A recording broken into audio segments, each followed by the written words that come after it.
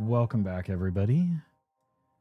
Sorry it's been a little bit of a hiatus. Not intentional, just a lot going on. Everyone's got life stuff going on with it being the beginning of summer. But anyway, welcome back, everyone, to Obojima, Tales from the Tall Grass. Last time our party had left the first age city of Yadaman, heading due south towards the cliff faces of the island and the Southern Divers Lodge to speak with the head of the lodge, one Captain Clintock, who may have some information about the wandering rail line, or the spirit rail, that you wanted to discuss before heading on your excursion to the far eastern coast of the island on the request of the courier brigade. Upon arriving at the cliffside, you found it to be quiet and quaint, but a little hard to see until you came right to the edge and you saw carved into the cliff face itself the lodge built possibly hundreds of years ago into the side of the cliff face, what looks like a former fishing village turned into the lodge and workshop for the Southern Divers Guild. Also, upon arriving, you heard a commotion coming from just down the edge of the cliff face. Some of the ballista defenses here along the southern edge of the cliff face were under attack from fishfolk privateers under the command of the Lionfish King, who sailed just offshore and was attacking the lodge itself. Oops. Aboard a retrofitted vessel known as the Doomspine. A sort of makeshift, haphazard, a tad bit gruesome in areas vessel that, after a very heavy fight with the fishfolk privateers, you managed to push them back without having substantial damage done to the ballista beyond repair. After firing a few warning shots and a few across the bow of the Doomspine, the ship sailed down and below the waves, disappearing from sight. And now as you stand across the cliff face with a Nakudama individual in ragtag clothing, as well as a young woman with redheaded woman that I'll put on screen just momentarily here. You've arrived at your destination, but a bit uncertain as to what entirely was going on here as you assisted in staving off this attack. But you stand before this Nakudama that's probably in their late 40s, maybe early 50s, but still quite capable. They have the demeanor and skin tone of somebody who's been at sea and out on the water, the open ocean, for quite a long time of their life, and has a similar build to address that. But let me go ahead and pull up this individual here.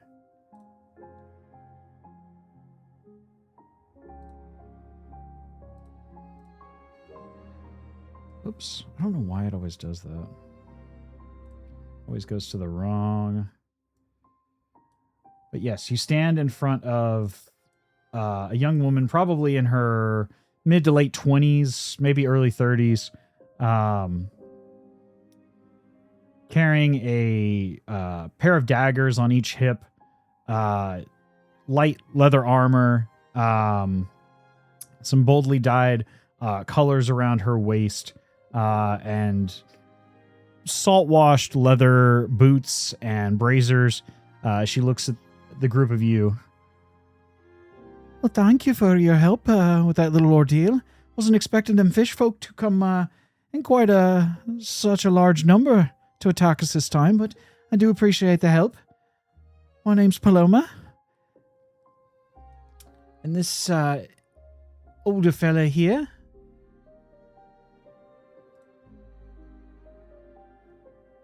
This older fellow Nakadama here is Figby. He's our free dive extraordinaire as well as our lodge chef. He kind of gives a nod to you. Oi. Love that.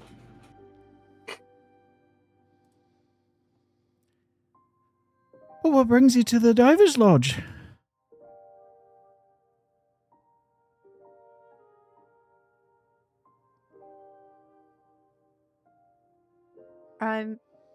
I'm looking for someone. And who might that be? Captain Clinton, I believe. Oh, Captain Clintock? Aye, he's about somewhere in the lodge. He's spent a bit more time ashore than he'd like right now, with the pontoon being a bit worse for wear. As she motions over to the hanging vessel that you see on a service crane that's hanging just offshore, and she points to it. It looks like some sort of submersible, like a tube structure in the shape of a swordfish. Looks likely to shelter a crew of maybe half a dozen people at any given time. But a fairly small, exploratory vessel. It has a handful of, harpoon and what looks like some sort of torpedo-like implements on the side, but nothing like heavily armored or armed. It's definitely more of an exploratory vessel, but you can see that it's sustained. My God, I can't talk today. Sustained some damage in the recent past. As you see, there's a big gash on one side that likely would result in the vessel taking on water were it to try to go out to sea at any point in time without being repaired.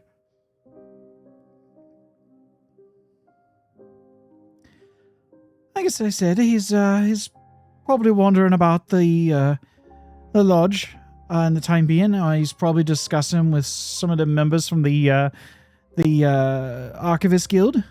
There was a group of them coming on by, discussing some of the recent happenings on the eastern coast.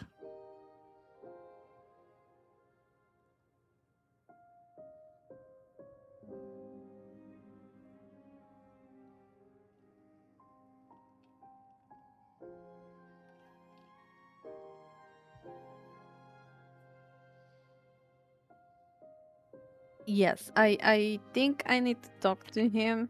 I come from the Career Brigade, so we can put communications up to the north to us.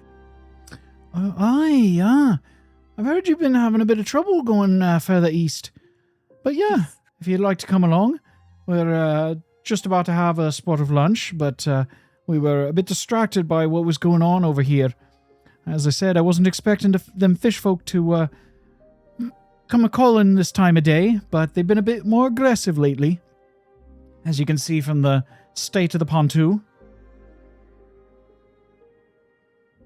And you watch as she kind of leads you all back towards the lodge, followed by her, the Nakudama chef, Figby. Do you guys follow? Yeah. Sure. We have no choice. She takes you down some of the carved out steps from the sheer cliff face walls, the white limestone and sandstone walls along the cliff face edge of the Divers Lodge, heading towards one of the main buildings in the center, just behind the service lift holding the damaged submersible. From this distance, you can definitely tell it's taken some pretty heavy hits. And not from like rocks or running aground, but what looks like some sort of, underwater projectiles, definitely non-natural weapons have made contact with this thing. And you can see that there are repairs from many, many voyages across the entire hull of the vessel.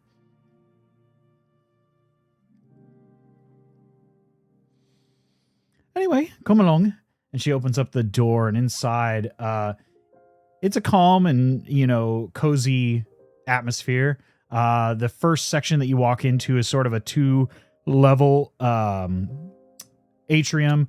You can see there's a number of just makeshift tables spread around, chairs, with a handful of random, look to be researchers, pulling out records, scrolls, books of captain's logs and sea charts and things of that nature, trying to parse together different pieces of information. They really pay you no mind as they're kind of ingrained in their work. You watch as Figby steps aside and heads towards the left-hand side of the building, where there appears to be some sort of larger galley and kitchen area and dining hall area to the left of where you are right now. Walking by, you see a young girl run by, probably no more than maybe 12, 13, 14, early teens, come running through. A young blonde, like dirty blonde hair, elvish girl comes running by. And in each hand, she has what look like very, very faded, painted action figures of some kind.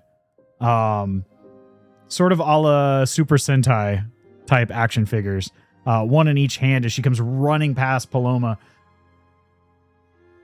And you see Paloma kind of stop her from running into things as she just, enthusiastically comes running through, heading towards one of these other rooms where you see there's a number of, to some look like just random salvage that they've probably pulled off of the surface of the, or the seabed. But to some of it, you can see could be quite valuable, but you're not 100% certain. But a lot of it looks like scrap metal and things of that nature. Axel, you probably, of your entire companion group here, would know the most, having seen some of things of similar condition, working in mechanic shops and things over many years, of similar condition and quality. But you recognize some of them as, some of these are definitely just junk, and then other stuff is, that could probably be repaired and be quite valuable. But it would take a steady hand and a capable individual to restore them, or to parse what is actually worthwhile. But the young girl, you see Paloma kind of stop her and not scold her, but, stop her from, running into things. Dahlia, what did we talk about? I know you're enthusiastic about the things you find in your collection, but you got to be a bit careful. You don't want to be running into something sharp. There's lots of tools being spread around the lodge. Oh, yeah, of course. Sorry. Hi. And she kind of waves to you all. She's definitely, of elvish descent, very thin cheekbones, long ears. As she kind of gives you all a nod, and then runs towards that room with all the salvage and stuff as she begins digging through some of the more recent finds that have been dredged up from just offshore. Pardon her. She's a bit, she likes her hobbies. And then as you kind of turn the corner, you head down this hall. There's a number of rooms on either side. Some are guest rooms for individuals staying at the lodge for a temporary time. Others seem to have nameplates in front of them. And just as you're passing by one of the rooms, you see the door is open and there's like a very thin, gaunt man. And at first you look, he's kind of sitting crisscross applesauce on what you think is some sort of like stool. But then as you take a closer look, the stool is kind of like scuttling back and forth. And you're going, what? Oh my God. And he's sitting on a large scuttling crab of some kind that's moving back and forth beside the desk. Almost like somebody's sitting on top of like an exercise ball, but this faded red crab shell. And you can see it's kind of just like stepping and scuttling back and forth side to side as he's looking over this large nautical chart on the table. Hi, Libany. How you doing? What's that? Oh, hi there, Plumber. How you doing? As he turns and he like one of his eyes is very like wide and you can see like he's definitely like partially like the other eye is like squinted. It's almost like he's been looking through some sort of like magnifying glass or scope all of his life because he definitely has like a hard bias to his right eye. So it's like wide and his other eye seems to be like almost like with a level of glaucoma to it. Like it's like almost cloudy on one side. So you can see there's just like this heavy bias to one eye as he kind of turns that way. And as he begins to turn, the crab begins to slowly rotate in place and spin around. Howdy there, fellas. How you doing today?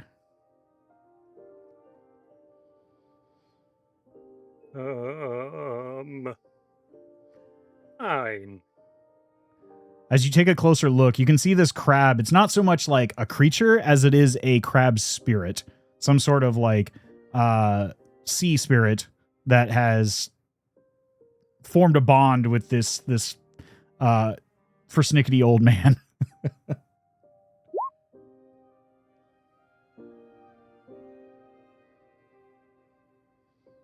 As this is going on, what are the three of you doing?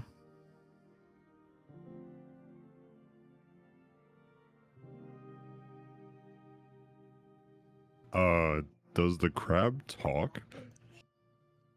It seems like it. Well, depends on what you got to say. And you can see he, as he says this, the crab just kind of like makes this gurgling noise, and there's like a group of bubbles that begin to like spout out of the front, but you don't get any words from the creature. Little do you know, I speak crab. No, I'm kidding. But the guy is sitting on the crab. Yes, Right. he's sitting on this large Oh. crab, almost like a medicine ball, like somebody would sit on a round medicine ball at a desk, except it's this like large scuttling crab.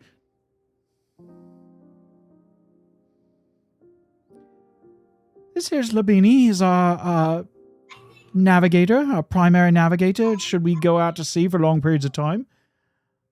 He's been with us as long as I've been here in the lodge. Nah, don't make me seem any older than I already am, damn it.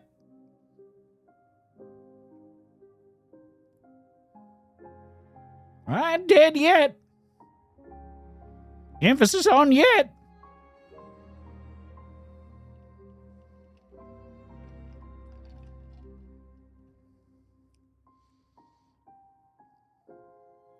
Now, Paloma, are they, that there chef on the way back? Yeah, he's back. He was helping me with the, with the Lionfish King is on his little, excursions again. Oh, that angry old bastard. Always trying to muck up our lodge. We gotta get that there pontoon up and running, outfit it with some, extra armament so we can get him good and gone. You know, it's for exploration, and the captain doesn't really like that. I understand, but sometimes you gotta give somebody a good whooping so they know what for. I already ate the last one. Right. Anyway, about the captain, I believe he's in his quarters. I can introduce you while we wait on a sport of lunch. And she begins to walk past Labini's room again. Again, you see there's a number of lodge rooms, probably 7 or 8 empty ones, and then a couple that have closed doors with no name tags on them, likely just there for temporary visitors to the lodge.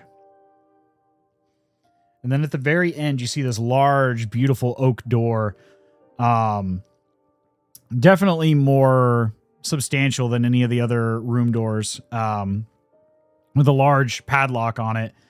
And Paloma comes and walks up and, gives it a tap at the back of her knuckle. Captain? Captain of the inn? And you hear some rustling and tussling inside the room. Yeah.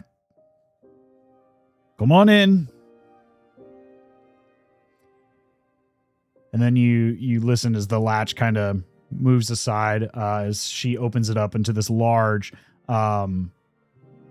vaulted ceiling study with like this rich mahogany, almost like a captain's quarters on a large like galleon.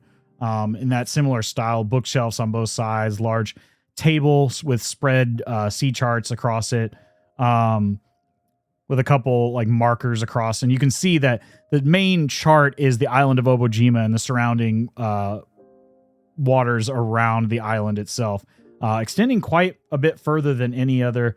God damn it. Putting your character in the eye of the ship. Sorry. I just saw something moving. I was like, what the fuck? Oh. Anyway, you see this individual pop into view. Give me just a moment here. The individual in question is wearing like a navy blue uniform, gold cuffs and buttons, with a captain's hat and a off-white turtleneck, black boots, well-kept beard and sideburns and mustache. And you can see, at first, it doesn't really dawn on you, but the more you look at this individual, as he's busy writing something down in a large tome on his desk, there's definitely a resemblance between him and Paloma.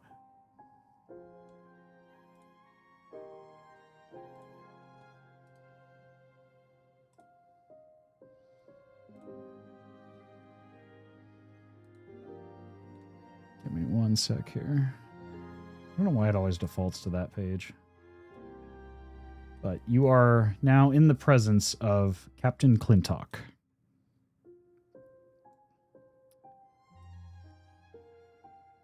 Just a moment. After about 30 seconds to a minute of scribbling, he slowly sets his quill down and looks at the three of you and Paloma. What can I do for you? My name's Captain Clintock. I'm the head of the Divers Guild and the head of this particular lodge.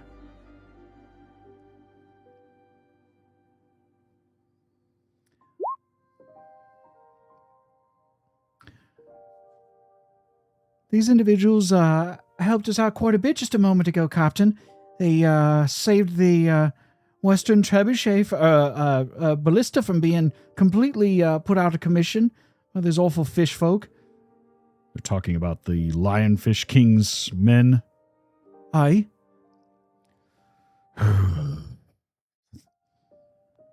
That blowhard is giving us more trouble than he's worth lately. And that's saying a lot.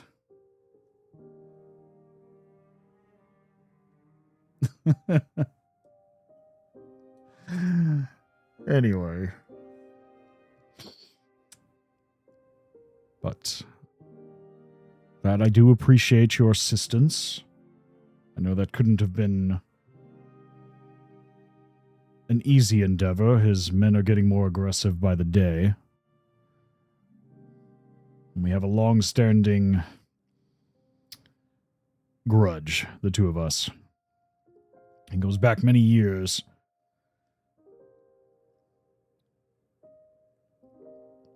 Our group just looks to explore and to map out the waters surrounding the island. And he claims that we are intruding upon his territory. Last I knew, this was no man's land. This was no one's territory. Free to explore for anyone willing and able. But that's our difference of opinion. But I digress. What brings the three of you here?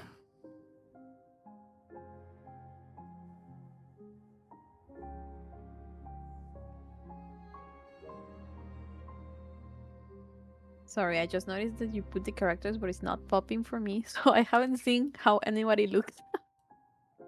You I don't know didn't why. see you didn't see the. Let me try to do it again.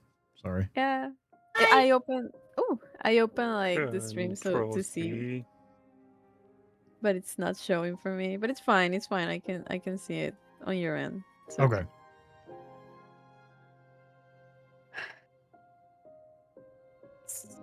Mm.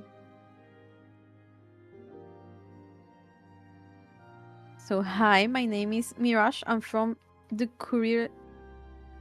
The Courier. I came here to talk to you by notice of Miranda. Oh, that's really rude of me. How is Postmaster Miranda? To Miranda's just restore fine. communication. We're long acquainted. Further back than I would be willing to admit. But go on. She sent me to restore communication Indeed. on the north. Is it on the north? Yes, we've had trouble communicating with the Northern Divers Lodge. Holly, one of my children, is the head of that particular branch of our group. Unfortunately, we've been... Holly? Yes, Holly. And he points up to a photograph of 4 individuals.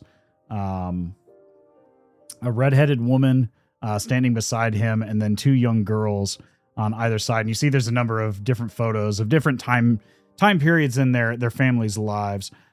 Unfortunately, their mother passed away a number of years ago, but my 2 daughters are the primary overseers of the lodges these days. Now, Dad, that's not true. You're still around. I've asked you multiple times, Paloma. While we're here with guests, it's Captain. Sorry, Captain. And she kind of grins and looks the other way. But you see in one of the pictures, a young girl. Give me just a sec here. A bit younger than Paloma, but definitely you can see the family resemblance.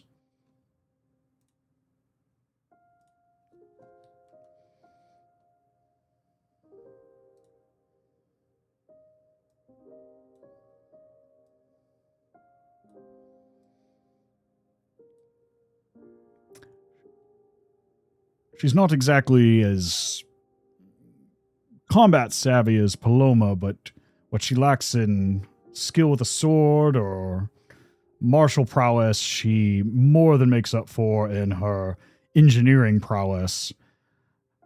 I've been trying to reach her on the northern side of the island for several weeks now, with little or no success, trying to schedule a time to bring the limping submersible up to the Northern Lodge so she can repair the damaged hull as well as some of the navigational equipment. Unfortunately, as you saw, the Lionfish King has made that quite impossible lately. So I need to communicate with her and have her come here. Unfortunately, this break in the channel of communication has made that also quite impossible. So I assume that is the reason for your arrival and Miranda's communication directly from Yataman.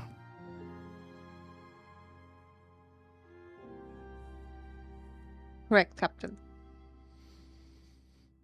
Good. Well, with that, I'd like to ask if you're already heading in that direction, or heading eastward after your business, wherever you're heading, on behalf of the Courier Brigade, that you deliver some communications to me, or to Holly. And you look as he opens up a drawer to the right-hand side of him and pulls out a bound set of letters and puts them at the end of the desk. and then also pulls out the appropriate amount of coinage for the delivery. It's approximately 30 gold pieces in total.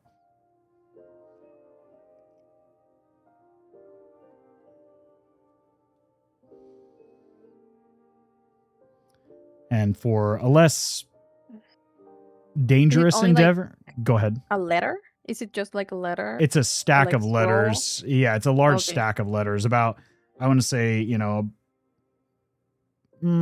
probably several centimeters thick of, or a couple inches thick worth of letters for those of us who use freedom units.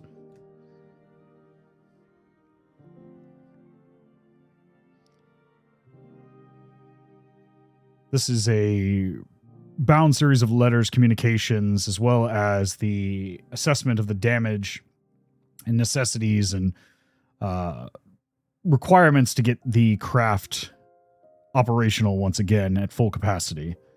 But I need Holly's expertise in orchestrating the repairs. But as I've stated, communication has been sparse at best. And traveling with a damaged craft right now with the aggressive nature of the Lionfish King would be extremely dangerous, to say the least, if not borderline suicidal. And I wouldn't put anyone else's lives at risk to do so. Dad, this wouldn't be a bad opportunity to... Paloma, we've talked about this. I will not have you pilot that craft in its current state. I know you're eager to investigate that side of the island, but first things first. I won't lose any members of my family or my crew by foolishly diving when the vessel is not shipshape. Very well. But you can see that Paloma is kind of turning to the side and definitely mostly disregarding this order. As much as she's putting on airs to listen to Captain Clintock. But her emotions as a child or his daughter kind of overwhelming her duty as a sailor and an explorer.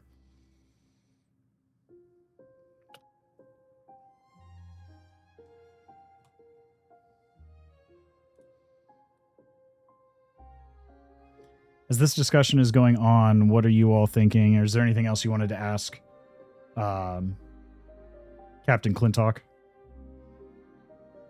I mean, didn't Axel had to talk to him too?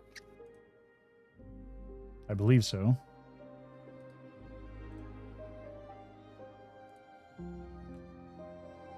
Do I? I don't remember. It's been a long time. I think you did have I something. think you that had were... to talk to him. Somebody of a guy in the library or something told you something. Does Shawnee need to roll history? Oh, Not sure. the character. Shawnee himself. No, I'll tell you. No, you were told by one of the individuals at the library in Yataman that even without that role, was very clearly expressed. Yeah, you were told that the captain had potential information about the wandering rail line and the spirit rails, or a potential lead. See, that's why you take notes, guys. What are notes? Listen, I'm not changing how I play this game. I've done it though. I've done it so long without notes, and usually, for the most part, I'm pretty good. Also, I can't write notes for shit. So. Can't tell you how many times I had to go back on my friggin' what's it called on my Dragonite campaign where I'm like, wait, hold on. Stopper's definitely told me something. I look at my DM. You can't even remember what's in his inventory half the time. I swear we're gonna get to the end of that campaign. He's gonna have like We're there. all these bombs and shit. God damn it! I should have used these. It's gonna be like the end of a fucking like 90s RPG in his inventory. Honestly, it took me a while. Like, to in my notes, I have like, you have a fish sauce flavor soda, and I'm like, what the fuck? Delightful. Oh, I do too. And a melon soda. Yes, you have something else. That was just from last session. yes, yes, but last session was like hell too much. That's true. more. That's true. It's very true. When you don't play for sometimes months, you begin to forget things. That's why I have to take notes too, like extensive notes, and even I'm bad sometimes. It's bad when you can't even remember your own NPCs' names.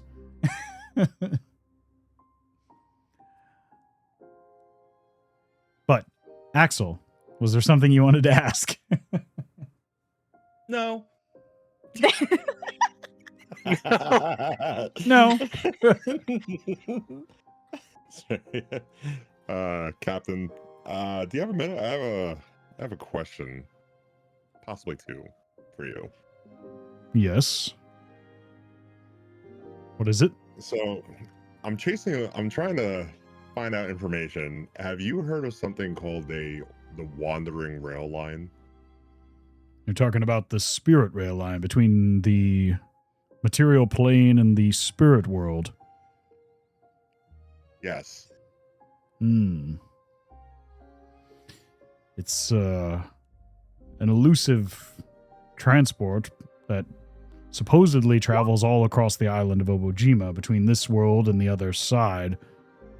It's the main source of transport for most spirits, large and small, unless they're powerful enough to cross the plane themselves. But for most spirits of moderate ability, it's the primary mode of transportation.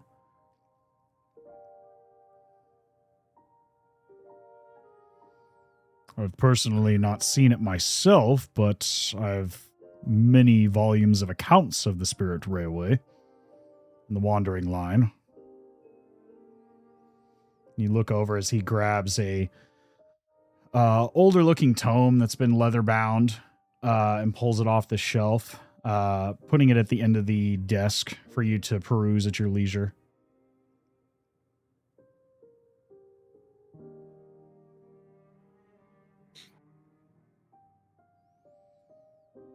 All right.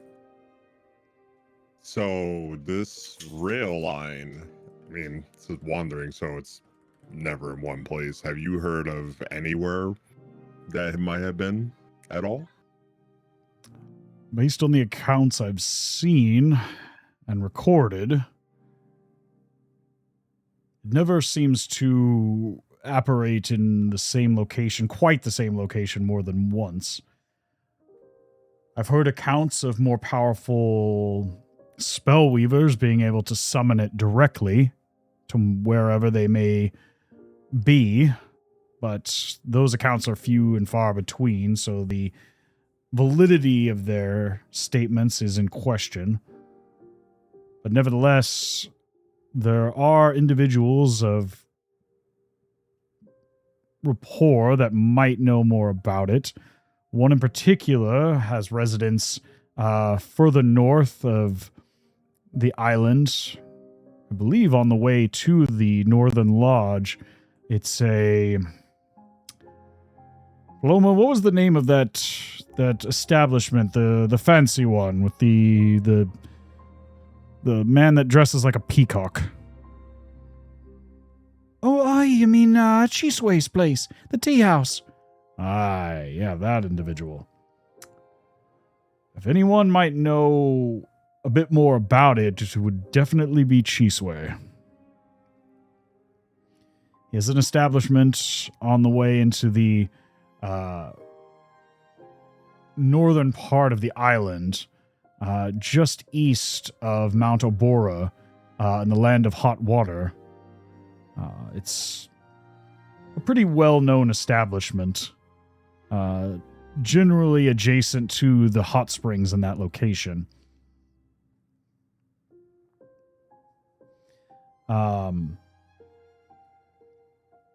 Is anybody proficient in history here? No, not me. No. Oh, wait, you know who it fucking Scrap Mipsy looks like he is. Well, until Mipsy gets back, because he is proficient in history, and I would assume he would share this with the group. You would know vaguely that Chisue's tea house is indeed near the land, is in the land of hot water, as it's known, near the hot springs in that part of the island of Obojima, east of the. There's no need to roll. This is just general knowledge. With your proficiency in history, I would imagine you would know this. Basically, it is roughly based on the accounts that you see noted in the journal from one of the quick notes in that tome that was given to you. You would know that it is essentially due east of the tallest peak of Mount Orbora. So in the northern part of the land of hot water. So from your map, let me pull this back up so you guys have a visual representation. And we'll get rid of these for the time being. It puts it somewhere in this general area. There's not an exact marker, but it's in that general area in the land of hot water.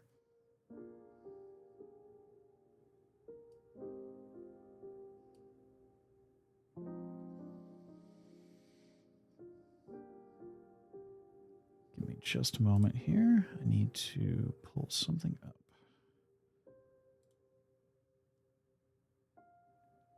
Where is it?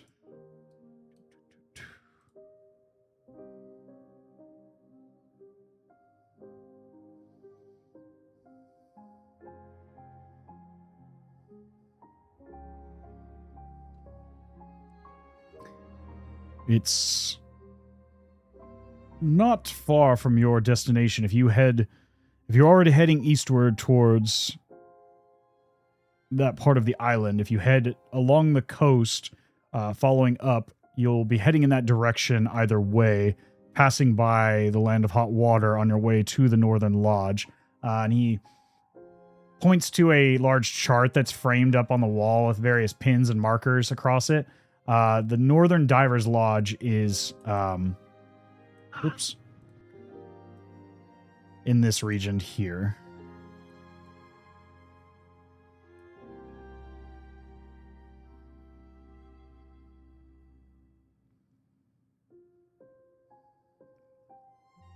In exchange for delivering those letters and the assistance you provided my daughter here, I'll allow you to take that tome with you so you can reference it in your journey. Mr. Looking at you, Axel. Smooth Bellow. Axel Smooth Bellow. Aye, Mr. Smoothbellow. I appreciate your assistance, and your companions are looking at Mirage and Mipsy. Mirage, do it. Right. Thank you, all three of you, for your assistance. Hopefully, by the time you deliver the information to my daughter Holly, we'll have gathered everything we need to make the trek across land, or Holly will have a means of coming here.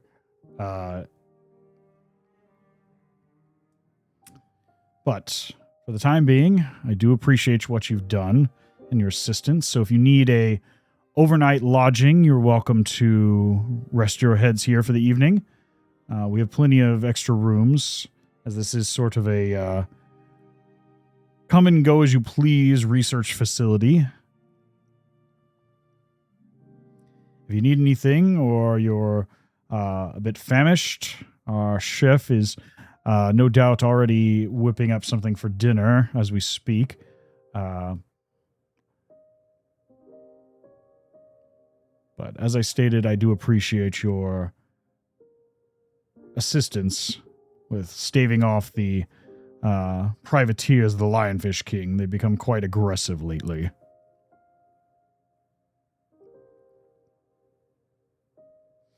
But with that, I have some other business to attend to as he stands up behind his desk. If you need anything, please discuss with Paloma, or you're welcome to speak with some of our other fixed staff members here in the lodge, and they'd be happy to assist you.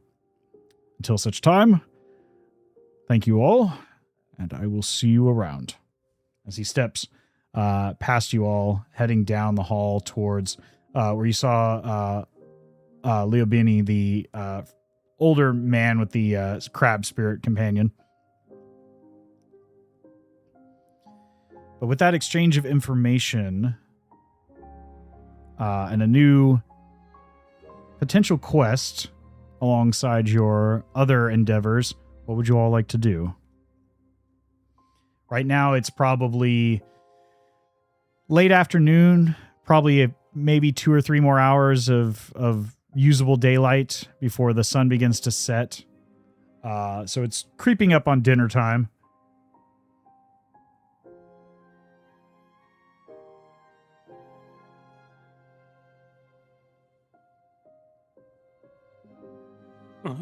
I really don't need to do anything. So, let the party decide.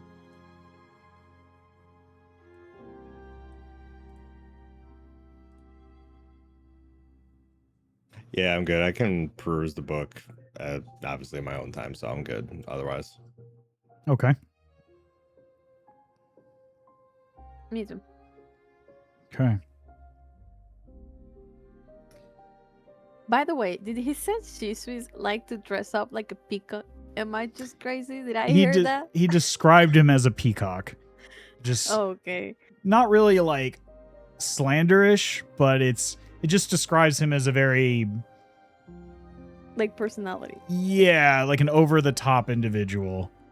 That's often a descriptor you've heard that's used for when people are, flamboyant in their dress and appearance and, mentality.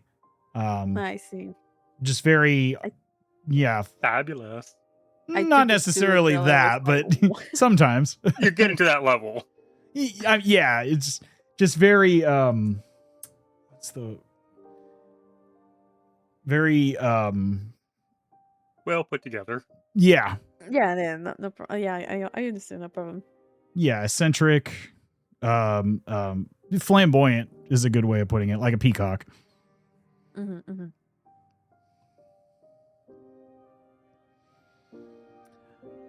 But a couple hours go by as you all bide your time looking about the lodge.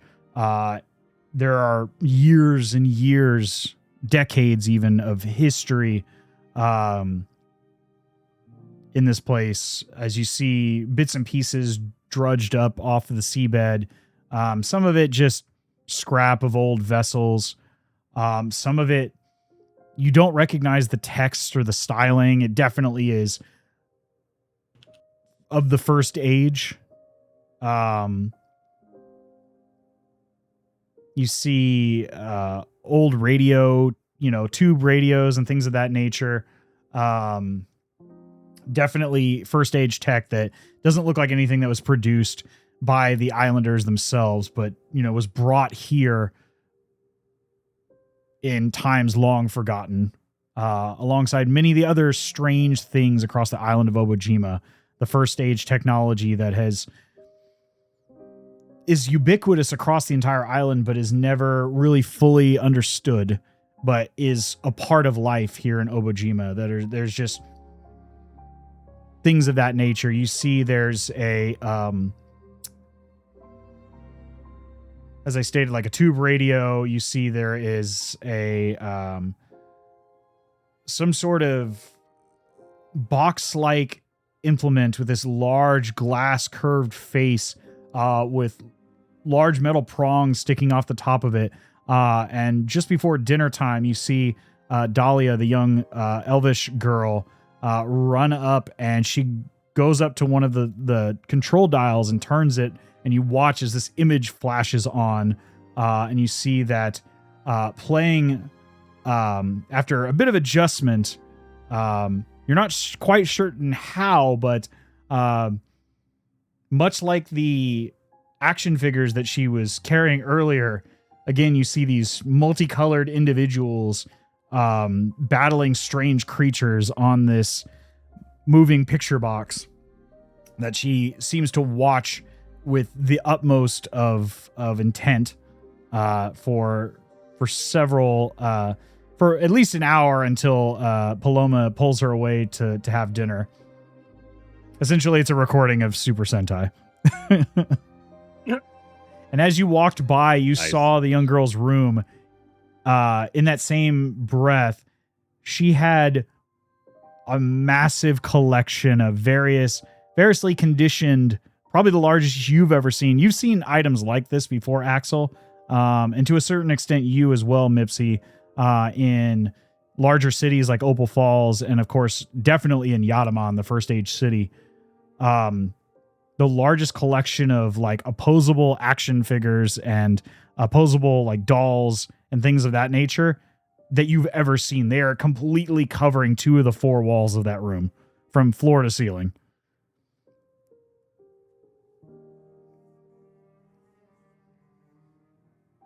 From a more our real world interpretation, it is full of like Power Rangers, Super Sentai, all sorts of what's the other one? Kamen Rider, all the classic like 70s, 80s, and 90s action figures. All of them just meticulously maintained and or restored and displayed all across 2 walls. This is probably like the largest collection you've ever seen, Axel.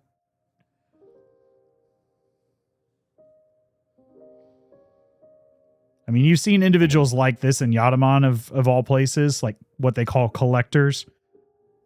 But for a young girl to have a collection like this of similar style and substance is impressive at her age.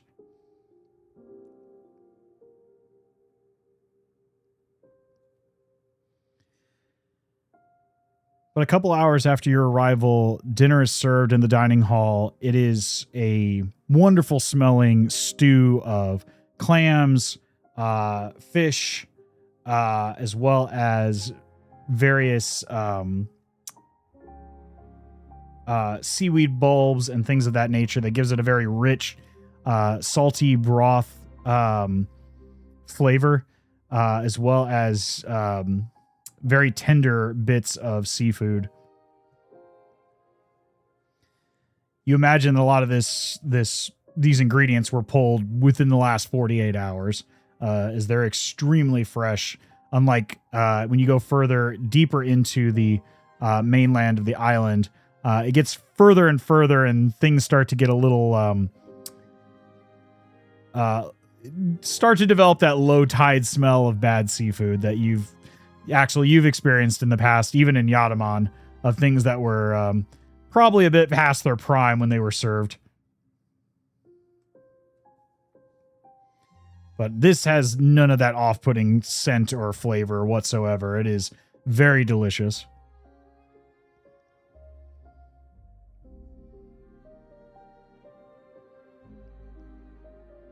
And as you're all sharing a meal together, kind of conversing with the various guests here in the lodge, you get the feeling of a smaller individual walking behind you, and you hear the kind of deep throaty voice of Figby kind of walk by. You like the stew? Pretty good, ain't it? A man of few words, but definitely leaves an impression on you.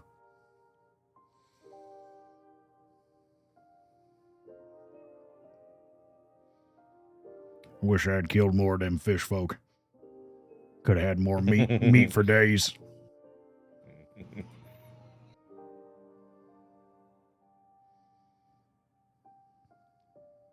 At least they're good for something.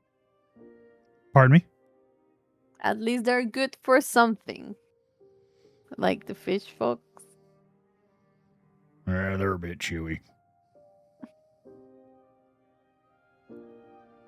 Figby doesn't like chewy seafood.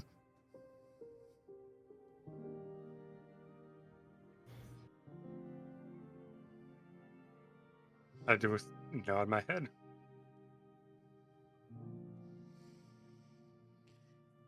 But is there anything else you would all like to do before packing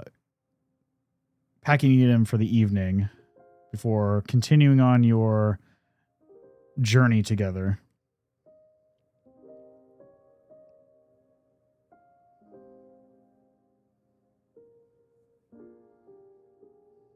Well, for me, I wanted to maybe try like to chit chat with the people nearby to see like if they know anything that has happened like to the north, like to see a little bit of what can we face or what is happening, the rumors or Okay. anything. Give me a general charisma check. So just you'll roll a d20 and add your charisma modifier. Click the charisma tag up at the very top. Okay. A few of the researchers that are on site are discussing some of the events that you've heard a few of these in your travels, Mirage.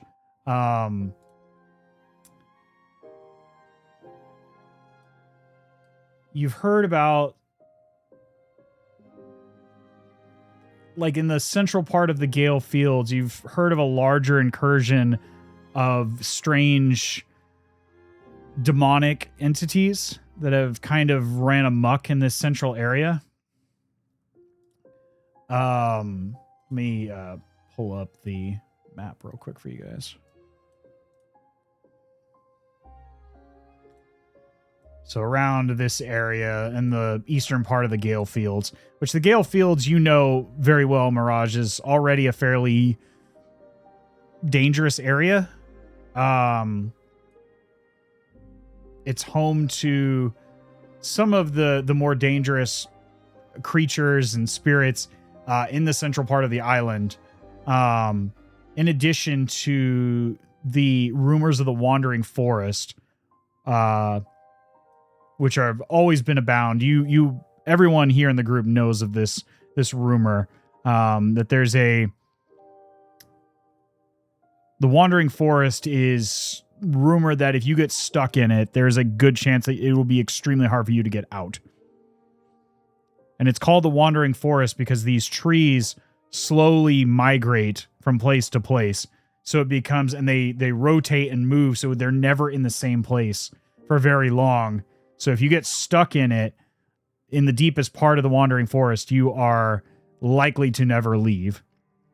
And many people have gone missing in that central part of the Gale Fields.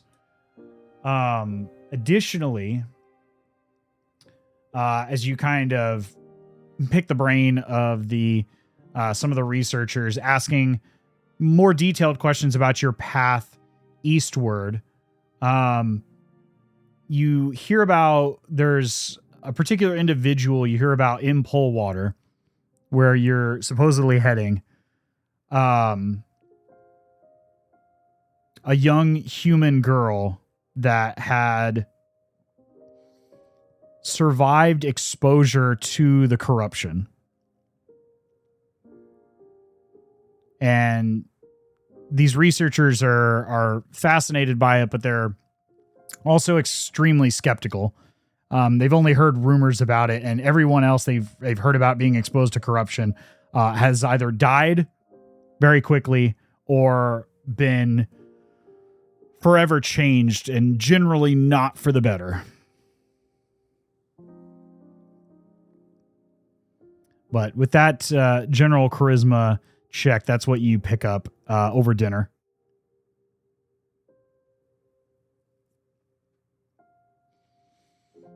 What was the name of the girl? They did not give a specific name. Oh, okay. It was just a girl in Polwater. Pool water? Yeah, it was a young human girl, is all they said. Mm-hmm. But they did not say a specific name. They weren't even certain if this person even exists or if it was just just a rumor that got out of hand.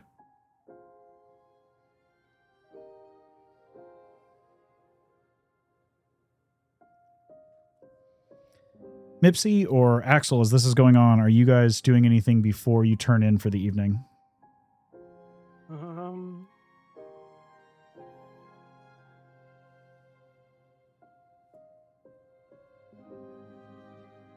No, I'm good for now. Okay.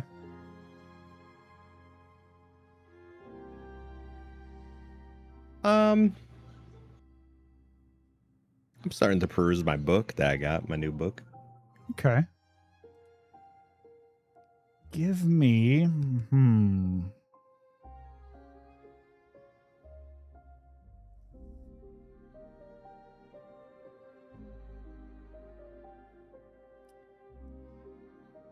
Give me either an intelligence or history check. See if you can ascertain any more detailed information from some of these accounts.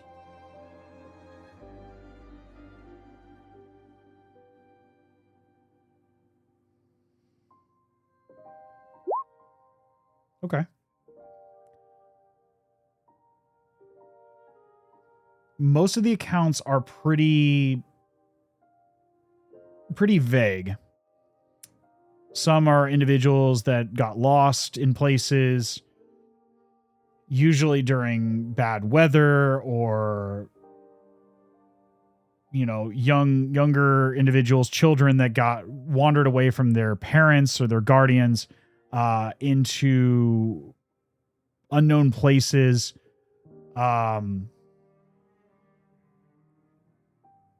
Some are individuals that partook in too much, revelry, got intoxicated. So the statements are questionable at best. But every single one of them seems to talk about the cars themselves, the rails themselves, or the wandering line in a similar fashion. So there is a common thread between all these accounts. They all seem to state that the car itself, or the train itself, is three sort of trolley style cars, or older tram cars. There's three total cars that make up the line itself, or of the train itself. And that's consistent across all the different descriptions that you've seen in this tome.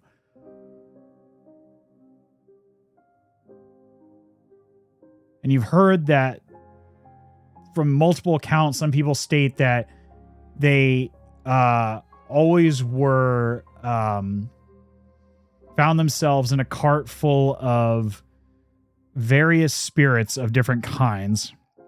Occasionally other individuals, islanders,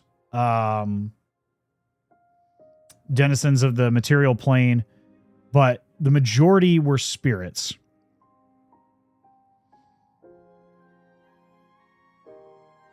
They also, multiple accounts stated that there was an individual or some sort of spirit that acted as sort of a conductor of sorts,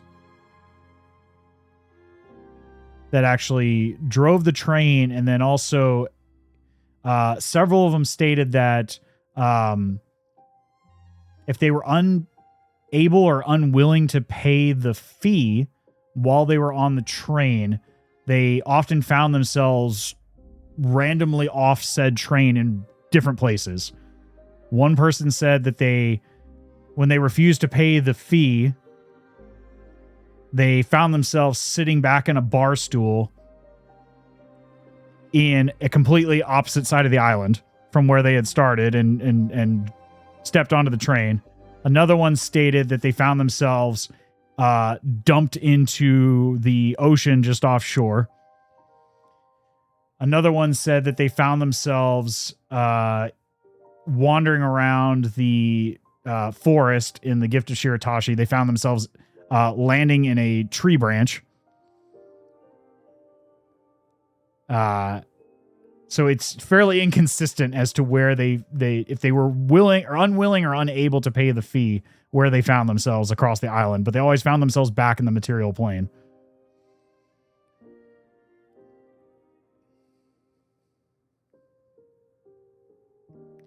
And one account that you saw on there is extremely vague, but it speaks of a location that draws your attention. It is a very uniquely described. At first, he describes it as a village, but then doubles back and calls it a festival, and then later changes the description and calls it a night market of sorts. But the way that they describe it is full of spirits and full of just fascinating things to the nth degree. Performers, vendors, food stalls, goods. Like some of the similar in description to the night markets you've seen in Yadaman, but 10 or 20 times more fantastic in their styling to what you've seen, Axel, in Yadaman. And that's saying a lot, because Yadaman is the most dense city and has some of the craziest markets and densest amount of vendors coming to and from and any other part of the island of Obojima. And yet this description exceeds that by orders of magnitude.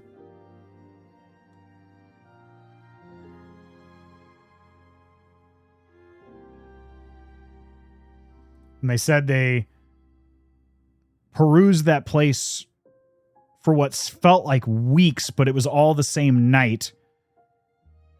And then when they finally became so tired that they couldn't continue going, they found a described as like an inn or maybe just a rental property. And when they woke up out in the woods, close to not far from where their original destination was.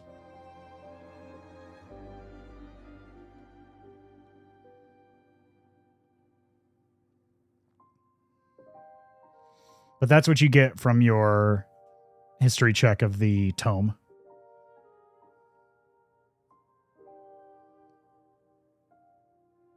Okay. And you're certainly welcome to try again at a later time, but that's what you garner in the couple hours before bed. Reading through the various...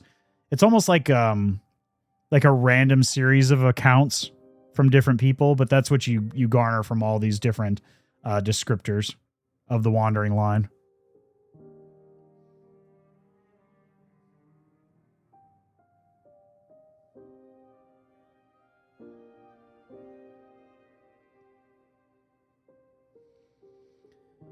But as the night grows long, the roar of the waves crashing against the cliffside lulls you all into a deep slumber. Before you know it, the sun is rising once again on the eastern horizon, scattering light through the old salt-washed glass and exteriors of the Southern Divers Lodge as it creeps up over the cliffside walls. And you all can take a long rest. Ray.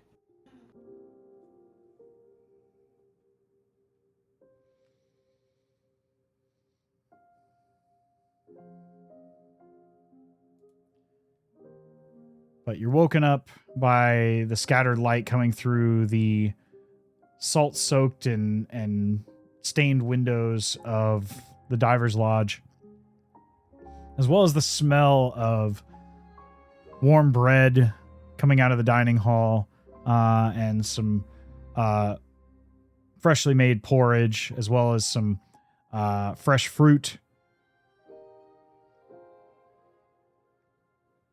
As a number of the researchers are already up and about, preparing to leave for the day, to head back either to Yadaman or further north into the Gift of Shiratashi, or to continue their research. Is there anything you all would like to do before you make your way out of the Diver's Lodge?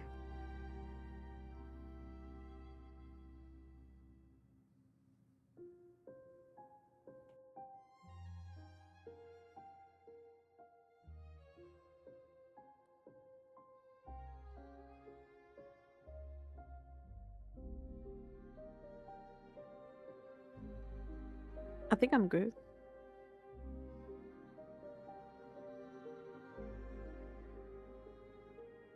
Anybody else? Bueller? No. Bueller? Okay. Okay. After a good breakfast meal, Paloma greets you all. I wish you the best of luck. Say hi to Holly for me when she arrive. Let her know I'm looking forward to seeing her again. Let her know that Dad's or Captain is looking forward to seeing her as well. And if they be giving you any grief up there, you tell them that Paloma will set them straight.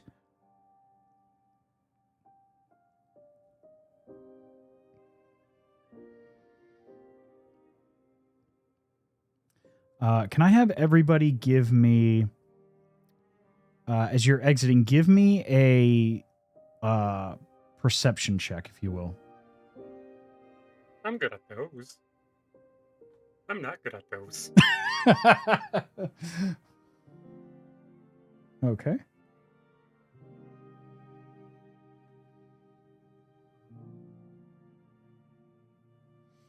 Okay. She covered us. We're good. To be honest, I think it was Gog. I think it was Gog because the dice was like shifting. I didn't know it was an 8 or a 20, but the game gave it to me. I mean, it's digital. You can't muff up a digital. Well, Mipsy and Axel, you walk out of the Diver's Lodge and begin heading up the carved out stairs. Mirage, as you're passing by Paloma, waving goodbye, as you turn and go to wave goodbye, just under her right arm, you notice something that catches your attention. Something you've seen recently.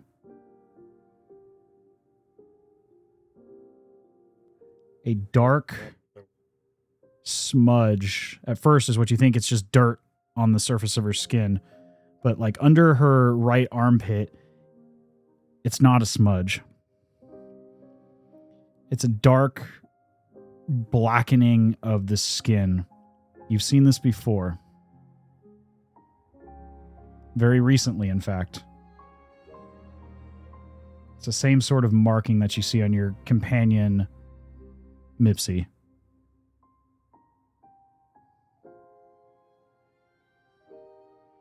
And as Paloma waves goodbye to you all, the arm drops, but you're certain of what you saw.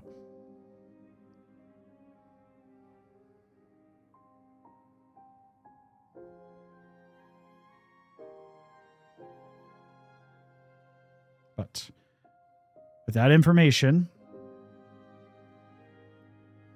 what direction are you all heading You're heading towards Polwater, which is 17 on the map, based on the information you were given by Miranda of the Courier Brigade.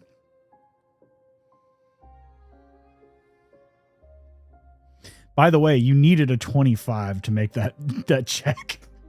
Really? Yes. That's crazy.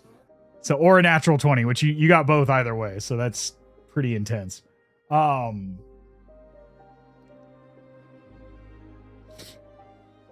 where are we going? 27? You're going to the far eastern edge, 17, 17. where I'm hitting it with the cursor. So if you look on the map, you can see the ping. Mm-hmm. So that's where you're headed. How you get there is entirely up to you. You guys are currently down here at number 1. You can choose to pass back by Yataman. You can choose to head that way. My God, this campaign's never gonna fucking end. We go that way.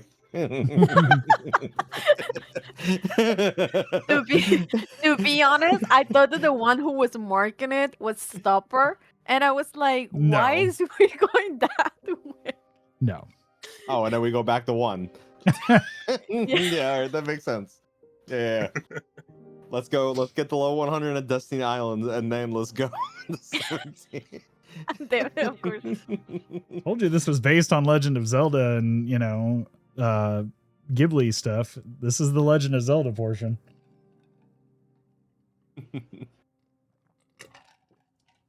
Time to be exploring. Can we bomb clip over there?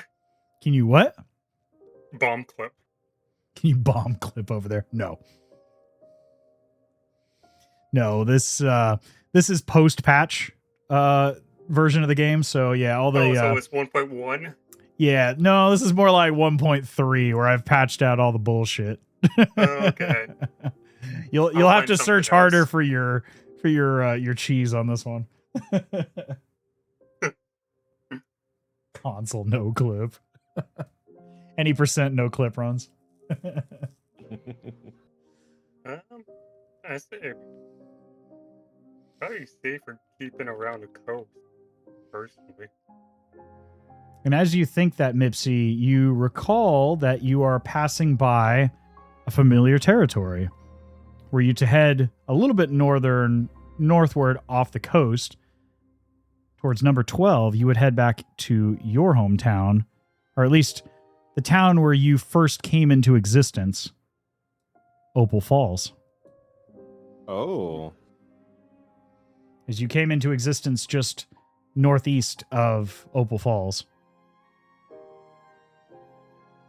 Okay, yeah, we can go, But I mean, this is like Mirage, like talking like, me talking, but like compared to my notes on Mirage, like, which part of that map I don't have like, like I'm trying to fill up like Sure. my map, like which parts like near this area, like would you consider like they're unknown or unexplored? Which areas of the map that you're looking at? Like on going through that way, going through 17. Yeah, there's definitely unexplored regions, especially when you get out into the Brackwater wetlands. Like there's vague accounts from people going through those areas, but it's considered on the more dangerous side the deeper you go into the wetlands. So a lot of it hasn't been mapped before, but there are markers and accounts of different things. If you'd like to give me a history check to see if you recall any of those accounts, you're welcome to do so.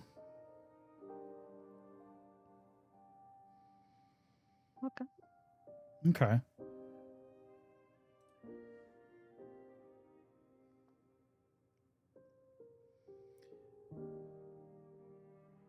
You know that just almost due east of Opal Falls, just because this is a fairly more populated area.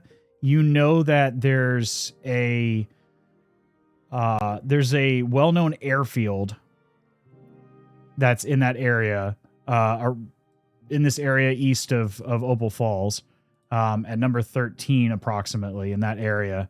By airfield, I mean like an airport of sorts where they practice, aviation and things of that nature. It's quite popular around this part of Obojima. And Mipsy, you would know this as well. That it's sort of, or it used to be at least in that area. Since then, it's, give me just one sec. I'm trying to find my bearing here.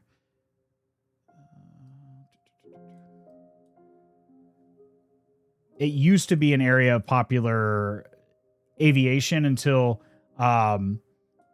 the trade winds moved further north around the of Mount Orbora many hundreds of years ago.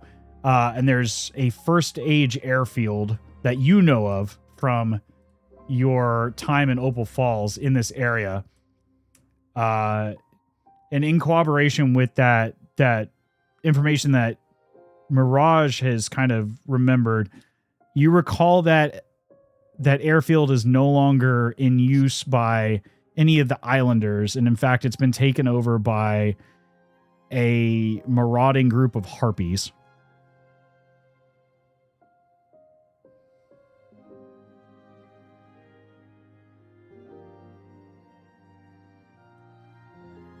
In that area.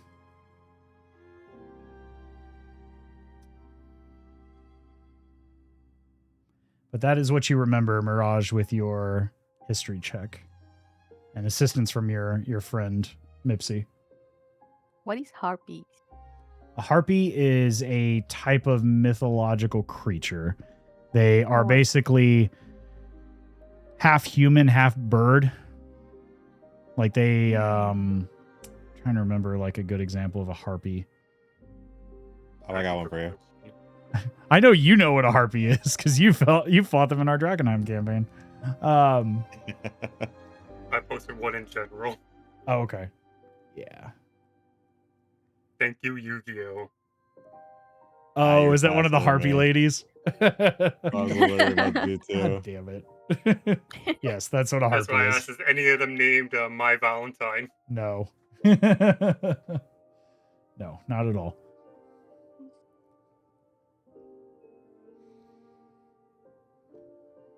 Okay. Thanks. And then, Mipsy, you also know that the headquarters of the Guild of Archivists, Historians, and Archaeologists, AHA, is here along the coastline at number 11. As you've stayed there several times before you began exploring other parts of the island, as you became more, or sort of the wanderlust has kind of gripped you and pulled you to different parts of the island. But you first came into being around Opal Falls at number 12, and you know that having had relationships at number 11, you have contacts there at the headquarters of AHA. Okay.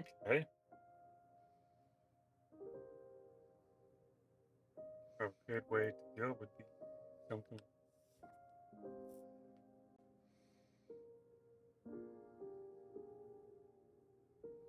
Well, at this point, might as well go here. Here.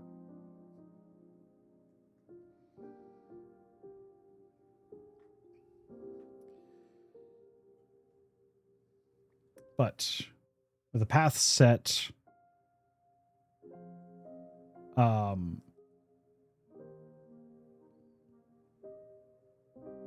if I can get, as you begin your journey, or did you want to stop back in Yadamon? It's up to you. For supplies Yeah, or I was anything? gonna say like I don't do you guys want to go back to Jadaman, or should we just like go through it? It's your call. Like, I mean, it's about a day's walk back to Yadamon. Or not a day's walk, but like half a day's walk. I mean, I don't need to go back to Yarama. Or at least I don't think so.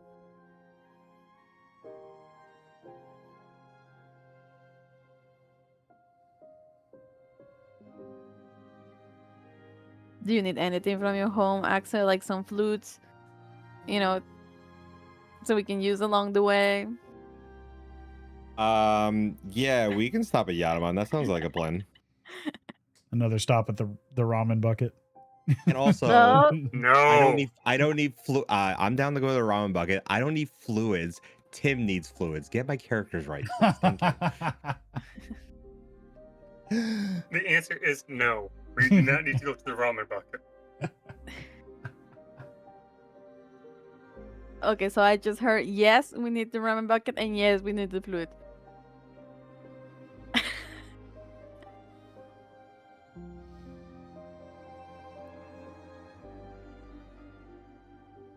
So the plan is to head back to Yataman. I guess. Okay. I mean, honestly, only if you guys wish to go. Like Axel, you want to go? Like, should we just get some ramen and then leave? Or are you guys planning on buying something?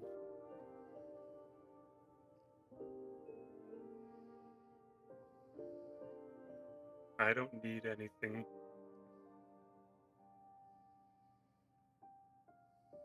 If you guys want to go, we can go, but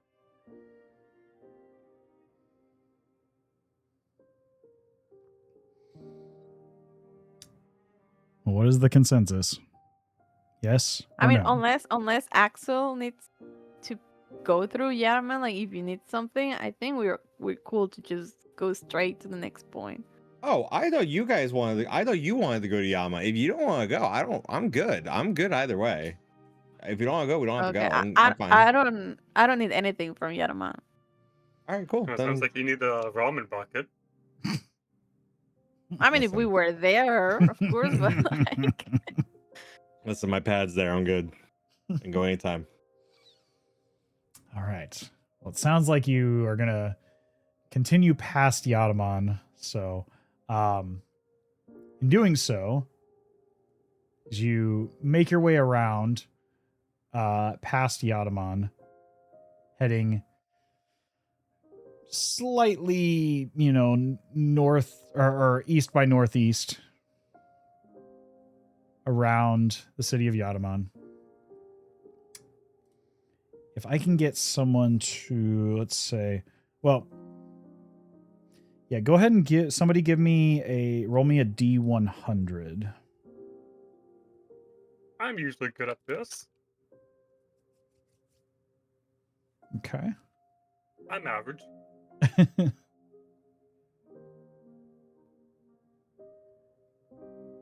As you pass by Yataman, you see overhead the courier brigade airships heading in multiple directions across the island from this centralized location with a great view here. Mirage, you've seen them many times now, and so have you, Axel. But for Mipsy, this is quite the sight now to see multiple going to and from the city. You briefly saw them at the headquarters of the courier brigade in Yataman, but now you're heading past them and you're seeing them spread out now in various directions, delivering mail as needed as quickly as can be. But there are still benefits to hand-delivered mail, as you've found many times, Mirage, especially in this endeavor that you've been directed by Miranda, the postmaster of the courier brigade. The weather is uneventful as you head through this part of Obojima, as it is fairly well traveled, well documented between Opal Falls and Yataman, a very well established path. You can see along this area there are multiple delivery trucks heading along here, people with bicycles. Along the way, you can see that there are even a couple shops that sell said bicycles that have been either restored or are in the process of being repaired. Tires being repaired, often being the primary malfunction of a bicycle. And you've seen this many times, actually. You've repaired several bicycles over the years. Minor repairs, but still repairs nonetheless. This is fairly common in this part of the island. You also see there are large amounts of farmland on either side of this main road heading between Yataman and Opal Falls. But the travel for the first day is uneventful, and you make good progress before stopping for the evening to camp out, as there's no inns or roadside towns in this particular area, so you'll need to camp out for the evening. If I can get somebody to give me a survival check, whoever feels the I'm good at most those. capable. I am not. I got my dice gave me today. That they do. We all do it, or If you wanna give Mipsy help and give him advantage, or you can roll yourself. It's up to you. If you want to give him the help action and give him advantage, you're welcome to. I mean, sure. Okay. Mipsy, you can go ahead and roll with advantage then. Yeah, There we there go. it is. much better.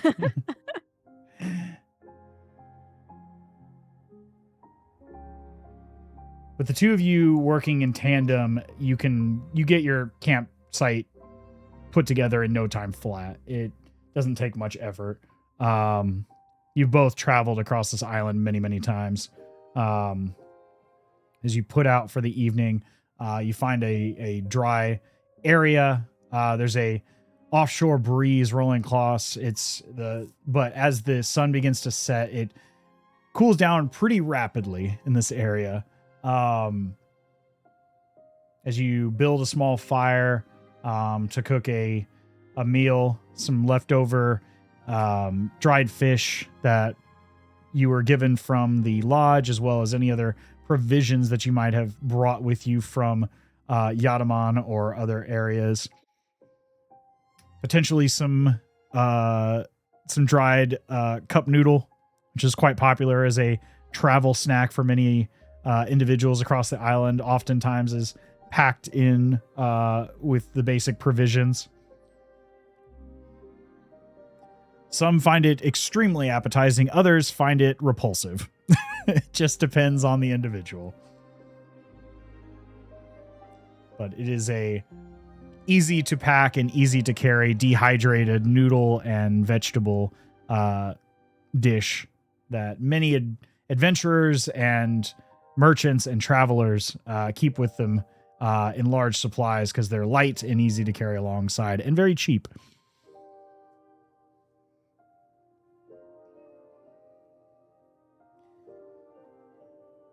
But as the sun begins to set, there'll be 3 watches, essentially. So one for each of you. Who'd like to take the first watch? Or is there something you'd like to do before you all take your rest for the evening?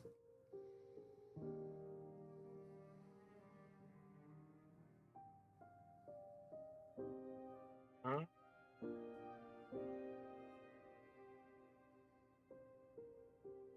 I got nothing. You know, there's something, but I'm kind of afraid of it because I have a sending stone, Okay. and I don't remember if I have to. I think I had to report every day to Miranda. I think those were the Yes. orders. Yes. Yeah, you're expected to report briefly. So a sending stone allows you to cast sending without knowing the spell or using any spell slots once per day. So you have, I believe it's 25 words or less that you can. Oh my! There are Yeah, stipulations to the spell. It's me, Jester. Yes, Are you, I know are that you spell pooping? because of it. Oh, you poopy? Are you pooping? I love sending. It's so funny. It's so fun. It's always fantastic to see people having to use less than 25 words. I think it's just comical. And So, of course, give it to the non-native English. I mean, hey, speaking Spanish, you may be able to get less words. you might, yeah. If you want to give me the general idea in Spanish, you're welcome to. I mean, Miranda, I mean, who knows? We can call it secret code in this case. I'm here That's for so it. funny. It's thieves' can't. Yes, there you go. It's thieves can't. Yeah, if you want to send it in Spanish, and I mean, it's still 25 words. It doesn't say what language it's in. It just says 25 words or less. So if you want to, we want to call Spanish thieves can't in this universe, I'm fine with it. I'm here for it. God, man, people shooting off fireworks. Because I've done it in French before. Oh, wow. No, I think I can do it. Just give me 1 second, I'll be ready. Okay. Well, this is going on. Mipsy, Axel, is there anything else you are doing before either taking first watch or taking your time to sleep? Give me. Oh, fuck. I need to read Red Doors again.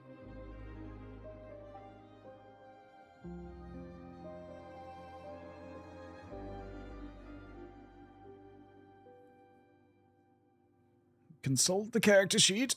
Not really the character sheet I need, the species sheet. Yeah, I think the Red Guard not Red Guard, the Red Dar. I keep saying Red Guard. That's Skyrim. Different game. The Red Dara have the talismans. Well, both of them do. Blue's the knowledge talisman and red's the might. Gotcha. Yes, you're right. So I couldn't remember which one was which. So knowledge would have been blue, so I messed so well on that one.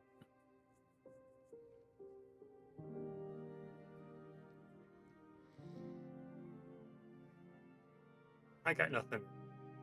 You said blue is the knowledge and red is the what? I'm Yeah. sorry. Okay. Might, the one Might. that they can reduce damage. Gotcha. Not reduce damage, for saving throws. Right. Benefits of saving throws.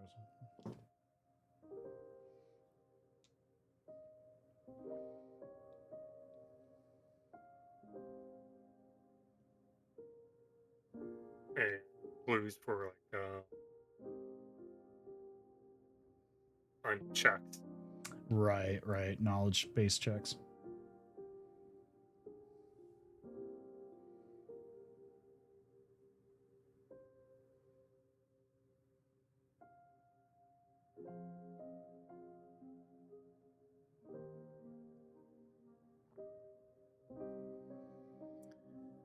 Axel, is there anything you'd like to do before either taking watch or taking your portion of the watch or going to sleep for the evening? No, I'm good. Okay. Okay, Mirage. the more I think about it, the less prepared I'm gonna be, so I'm just gonna do it. Okay. I'm here for it. Okay. How many words you guys say it was? 25? 25 or 25. less. Yes, right. Okay.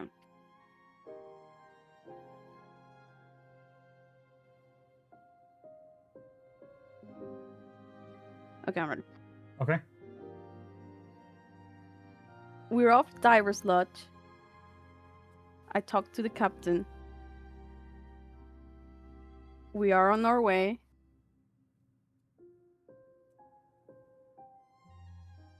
First day uneventful.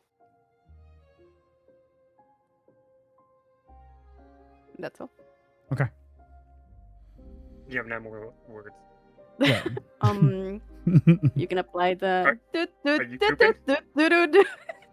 No, just kidding. No. Are you pooping? Are you pooping? Are you sleeping? Are you sleeping? Bada poopy.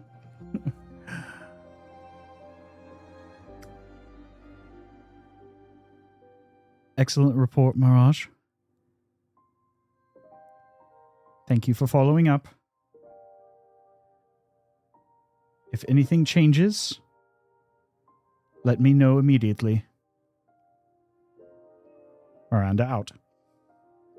As the response that you get. You also have 9 more words.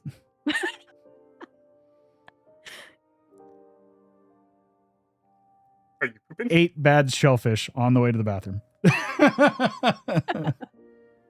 No, she doesn't say that.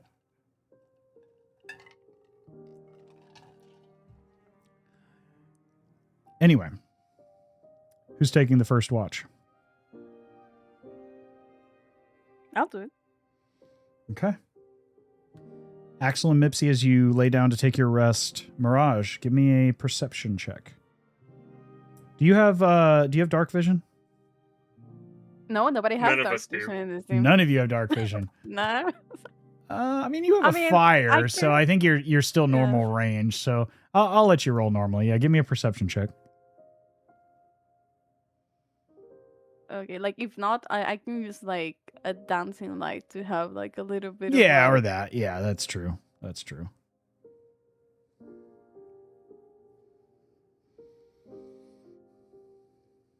Okay. You intently watch the surrounding area, the tree line, the brush in several areas around your campsite. You feel confident that nothing has snuck up on you. You occasionally see some birds scattering about, some nocturnal predators, as well as high in the sky, you see a large silhouette of some sort of avian creature or spirit high in the sky, but it doesn't seem to pay your tiny little speck on the island too much mind. It seems more concerned with circling the general area. But you just see from the scale and the distance that this is a large entity, very large entity. But your portion of the watch goes uneventfully. Who do you wake up next? Or who takes the second watch?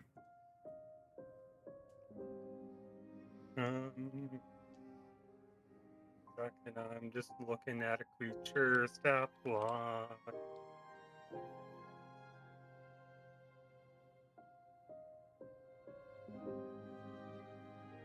Do I have to choose or they choose? It doesn't matter. I mean, I'll do it. I don't give a shit. Oh, Okay. Yeah.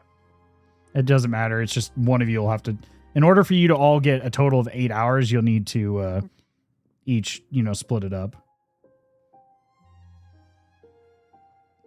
Okay. Axel, as you take your opportunity, as you replace Mirage, and you sit down beside the fire, go ahead and give me a perception check.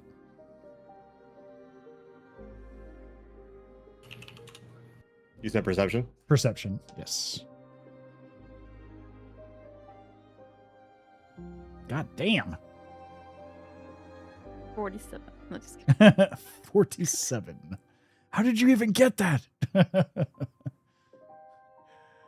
it. You sit down and in between, reading the tome with the accounts of the wandering line, you feel confident that you haven't been you don't see anything of note or danger around you. Looking around the campsite, you also see this large entity circling about overhead. You're a bit more familiar with what this might be, though. As you look up at that perception check, you're familiar that this is a spirit known as the Hunter, high in the sky. But you know that it's not known for attacking people. It's known as the Hunter because it hunts other smaller birds as well as other sources of food. It is a spirit. It is not like a beast. It is a entity from the spirit realm, but it is a very large, on a D&D perspective, it is a huge creature. Possibly even, I need to double check, but it's at least huge, if not gargantuan. But your watch goes uneventfully as you wake up your companion Mipsy for the last watch in the wee hours of the morning. Mipsy. So, yes, what's up? Before I get my long rest fully in, I'm using a wild shape. Okay. I'm turning it into a mastiff. A mastiff? Yep. Yeah, okay, mastiff. Got it. Yes. Okay. They have a trait called Keen hearing and smell. Okay. Keen hearing and smell.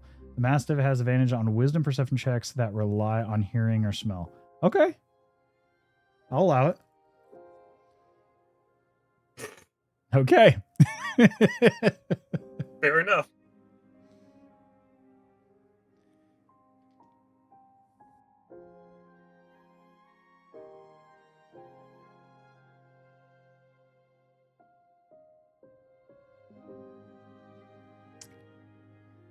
In your mastiff form, you feel fairly confident that you don't see anything for quite some time.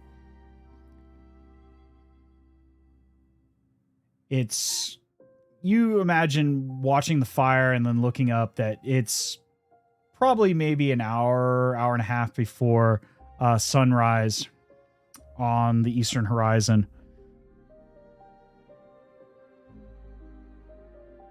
It is, as I said, relatively uneventful until you begin to hear a rustling in the distance. And then a scent of not somebody shooting fireworks off behind my house. Sorry. Swear, dude, this is going to be all week. There's people shooting fireworks off for no reason.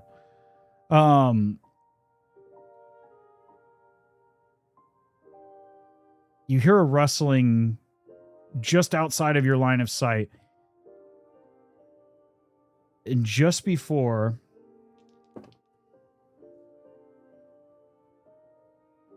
you begin to hear that rustling, just before a sharp pain strikes you in one of your front shoulders of your mastiff form, you get the scent of wet dog and an iron-like scent.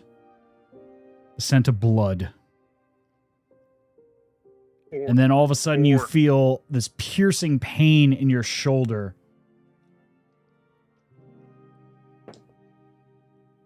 And you take 4 points of piercing damage as a very ramshackle-looking arrow plunges into your canine shoulder.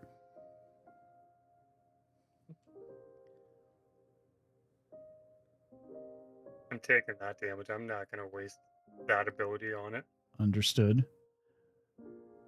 But now you are fully aware, but your companions are still... you were surprised by the arrow attack, but you are not surprised by...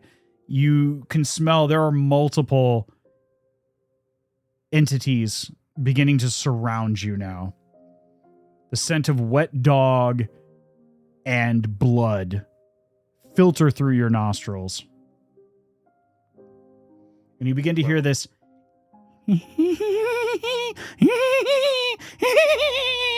sound in the distance, and it echoes from multiple locations. I'm just going to start barking.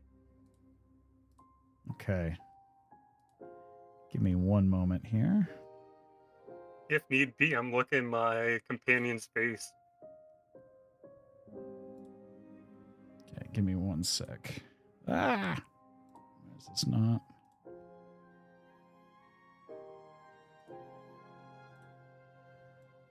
I need everyone to... As your companion Mipsy begins to bark, loudly. This guttural, large, mastiff bark. I need everyone to roll Bark, bark. initiative. Mirage and Axel, please do so with disadvantage, as you were surprised in this instance. No, we have no tokens. Oh, right. Sorry. I need to bring you to the map. Give me just a sec here. We will. Oh, you could take either one for me. I don't care.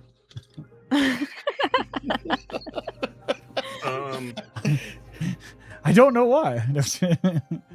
But yes, this is our little battle map here, our makeshift campsite. Oh, sorry, you got. Yeah, I would drop yourself somewhere around this area over here on the right-hand side, around this fallen tree. So somewhere in this general area between the three trees. Yeah, Mipsy, you felt the arrow come from this direction before it struck you in the shoulder. So it came from over here Okay. and struck you. But you do not see you don't see the source of it yet. Even with that perception check, it is whatever entity shot that arrow has now disappeared once more. But what you do get a sense of are, God almighty, man. Fucking fireworks. Good Lord. 4th of July is not for another fucking week. Please stop. Oh. Sorry. I gotta take a quick phone call, guys. Do we want to take a quick break while I get the map set up as well? Sorry, I gotta Sure. answer somebody. Give me 1 sec. Your thing. Since he's gone, I'll give you guys a dad joke. What do you call a mouse that swears? A what? A mouse that swears. A cursor.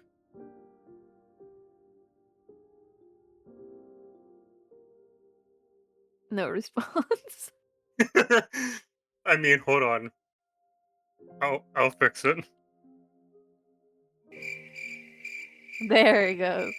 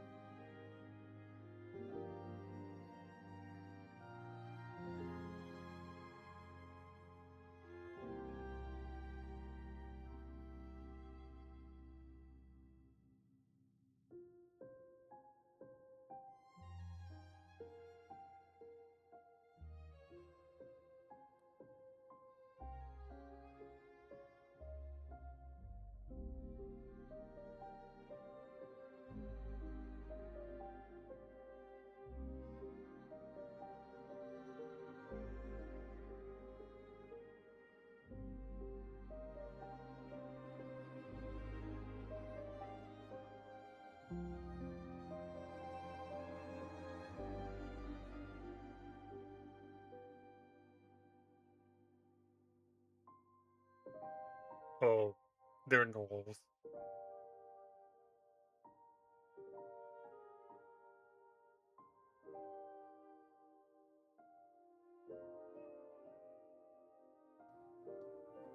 All right, give me 1 sec, guys. Trying to get set up here.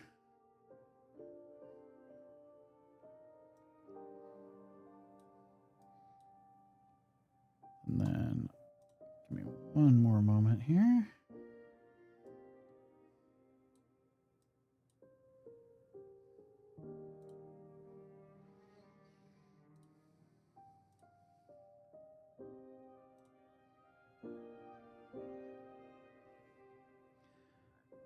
All right. So.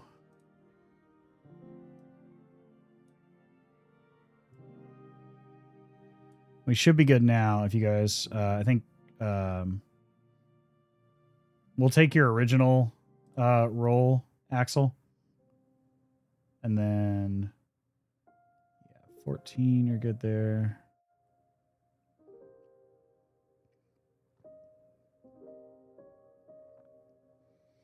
And 9 is your roll, Mipsy? Oh, my original one was 13. 13, okay.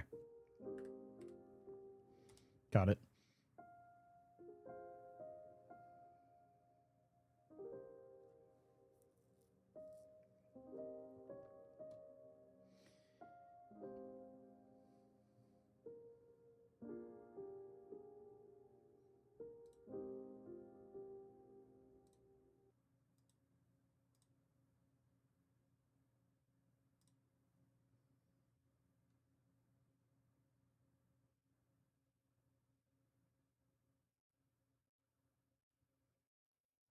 Why is that not playing? Hold on.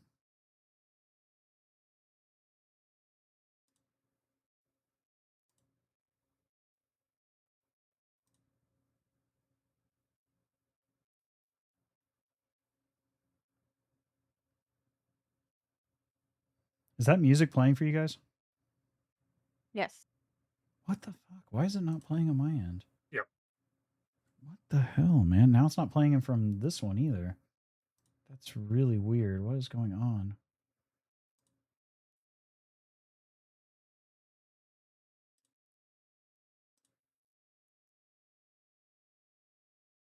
It's not playing on my end at all.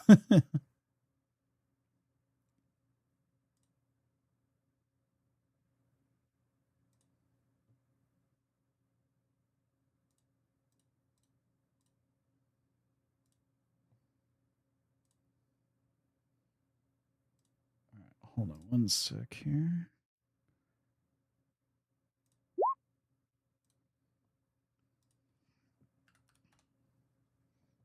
Okay.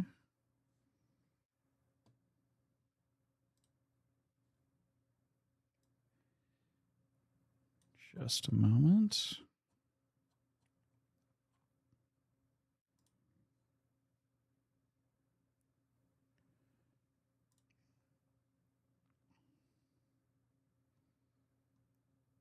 Why is this not playing any of the music? This is really weird. It's not? I thought I heard it. You guys are hearing it, but I'm not hearing it. See, I hear that okay, one. okay. Yeah, I hear that music.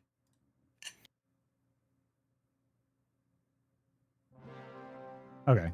We'll just play that one. Okay, I hear that music. Okay. All right, let me get these creatures added.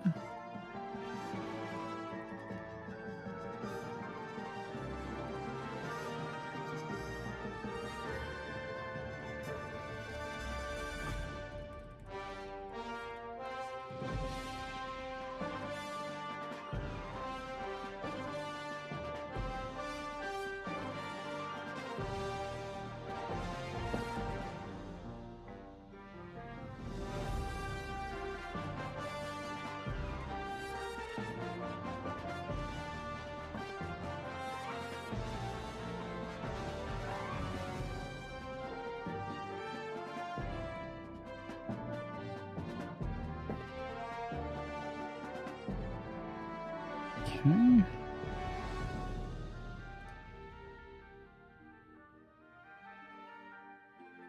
All right. Now, let's get these sorted.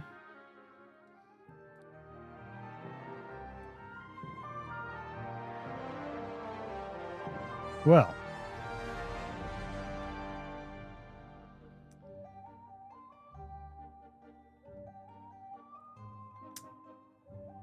Mipsy, as you bark out to your companions that danger is approaching, you see coming out from the brush and the darkness, you see at least 3 creatures, but potentially a 4th, but at least 3 creatures. They are bipedal in nature.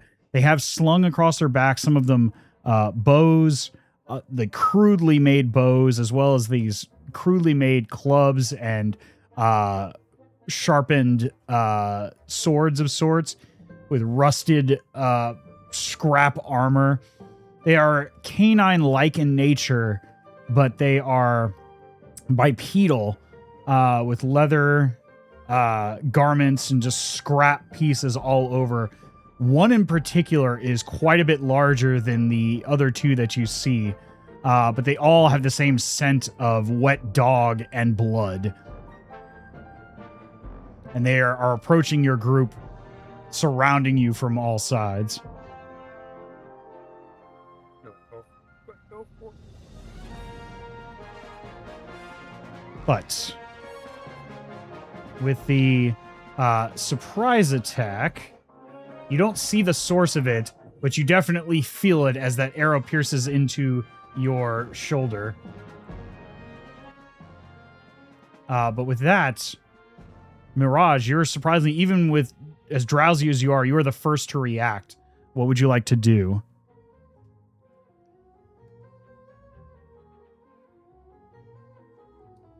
You can see at least 3 creatures, 2 smaller, or not smaller, but medium size, about your size, and then 1 much larger creature. They look like bipedal dogs or some sort of canine-like entity, and they look quite ravenous and hungry, and they have this like cackling, like as they approach you all.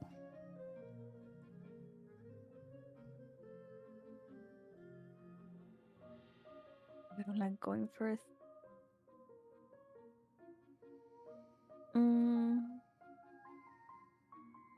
So can I see the ones that are in the map? Like, are they visible to me? Yeah, the or ones that like- are visible on the map are the ones that you see around you. Okay. Yeah, they're all within range of your campfire, so you can see them. And you can see Okay, so, behind you that your companion Mipsy has been struck in one of his... He's in his like a canine form, but you can tell based on the barking that this is Mipsy. And the canine has like a crude arrow in his shoulder.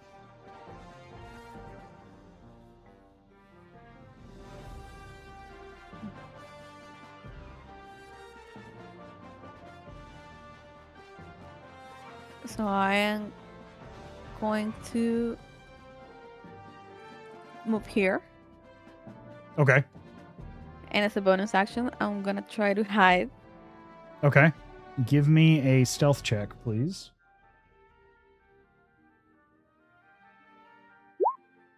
Okay. 1 sec. Yeah, you feel fairly confident that you are hidden between this, or underneath this fallen tree here, under some of the brush and the large root bulb that's been uprooted beside you.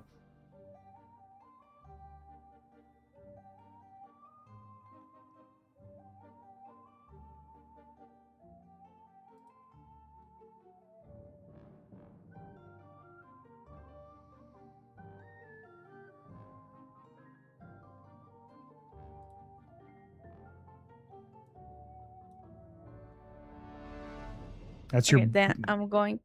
No, I was going to say, that's your bonus action. What would you like to do? Yes. It's just that I was running and I think I should have done something else, but it's fine. Doesn't matter. I'm going to shoot an arrow with my short bow. Okay. What is your target?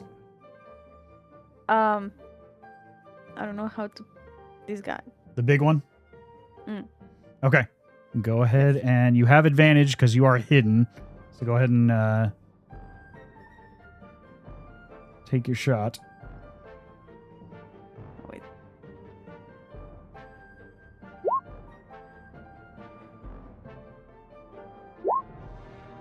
Okay, hold on 1 sec here.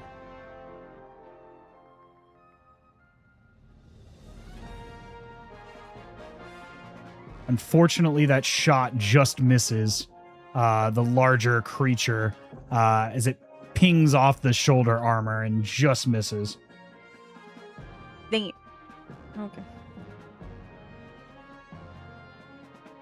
Is there anything else you'd like to do? You still have a little bit of movement left if you'd like. That was your action and your bonus action.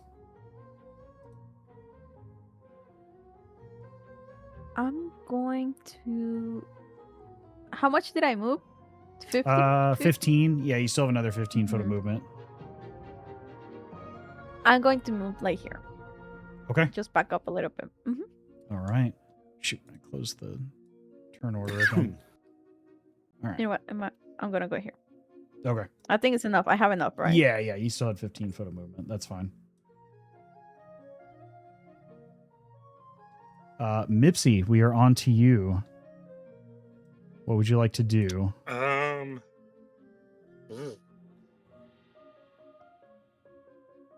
Calculating.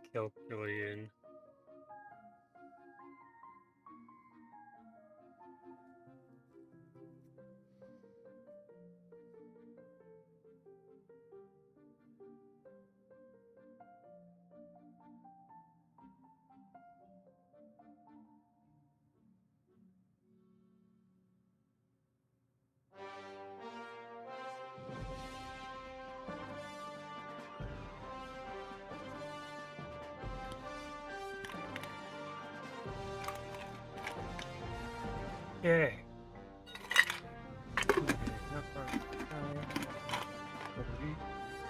like my odds on that.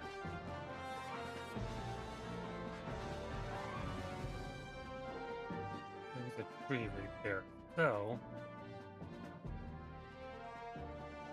I will run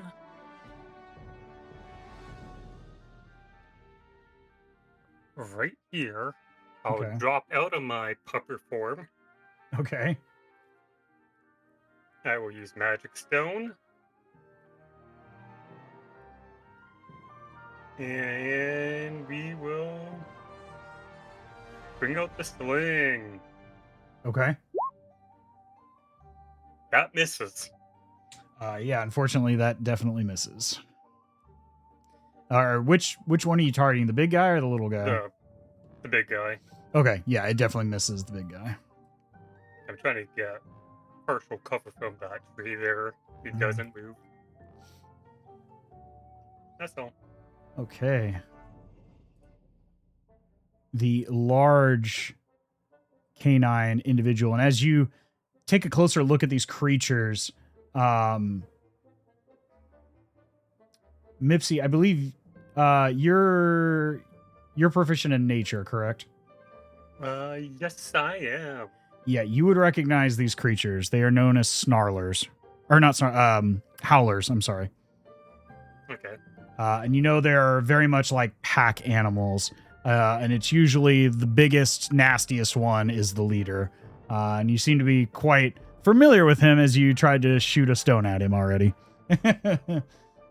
He is what's known as the snarler, or the leader of the group. And that the smaller ones are known as yippers. Yep. Yip. Yip. Anyway, the snarler is up first, I believe. Yep. Yip. He is going to...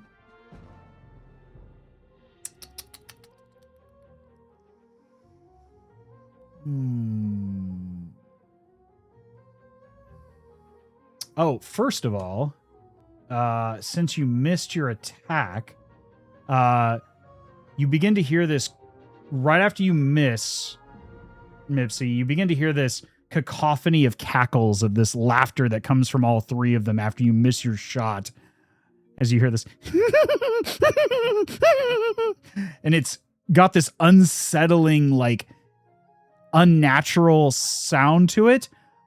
Your next attack roll, you need to roll a d4 and subtract that from the roll. Okay.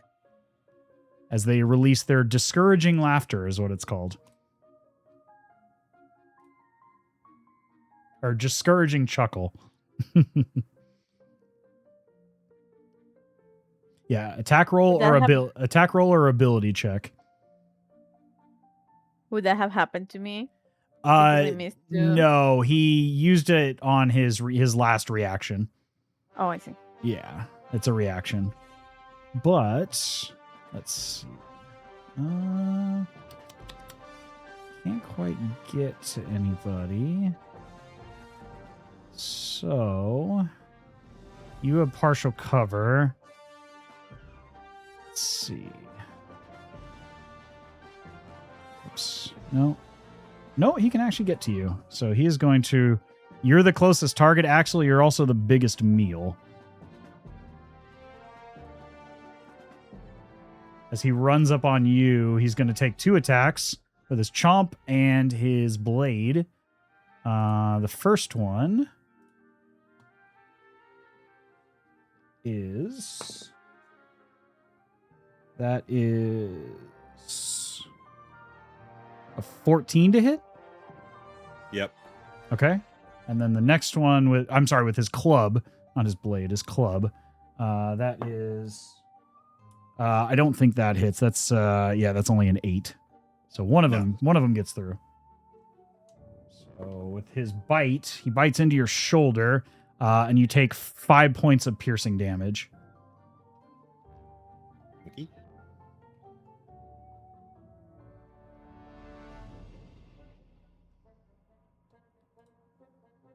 All right. But you are up next as this large canine-like creature bites down with these jagged, rotten teeth into your shoulder, trying to take a chunk out of you. But you manage to shake it off, but not after sustaining a bit of damage. All right. Let me just see.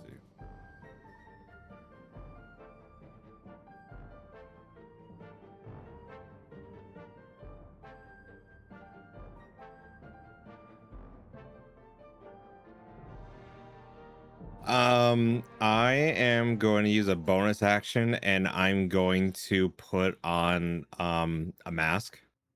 Okay. I'm gonna put on my fox mask. Okay. 1 second. Literally just had it, and now of course I can't do it. So hold on. Would you mind reminding everybody what or are you putting that in chat? I'm gonna put it in chat. Just hold on. Got it. Okay. While wearing the mask, you gain the abilities granted to you by... You can don the mask.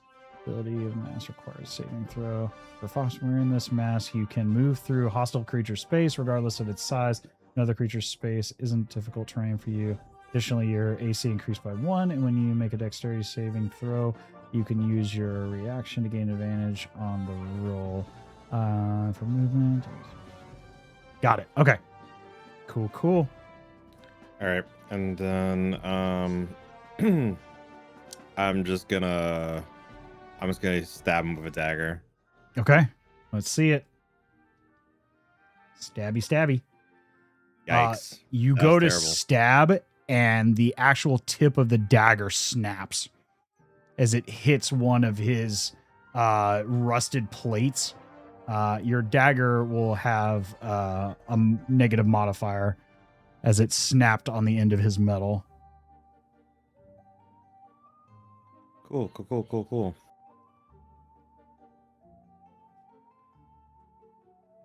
Is there anything else you'd like to do? Nope. All right. Next up is the Yippers. Let's see. This one is going to rush up behind you, Axel, and this one's going to rush up on you, Mirage. Starting with you, Axel. Let's see. He is going to... Oh, fuck. That was actually a good roll, but I'm not going to take that because that wasn't intentional. That was actually a 17. Oh, okay. How thoughtful. It's okay. That was a 15. So for a dirty 20 to hit. Okay. So the club comes down behind you. Hold on. He's doing it with advantage because he was... Let's see.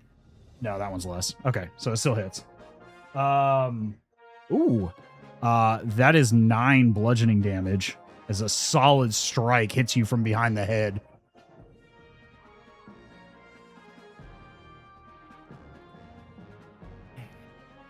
And then for you, Mirage,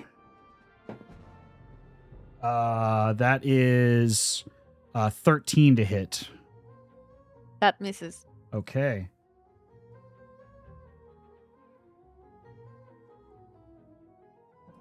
Back to the top of the round.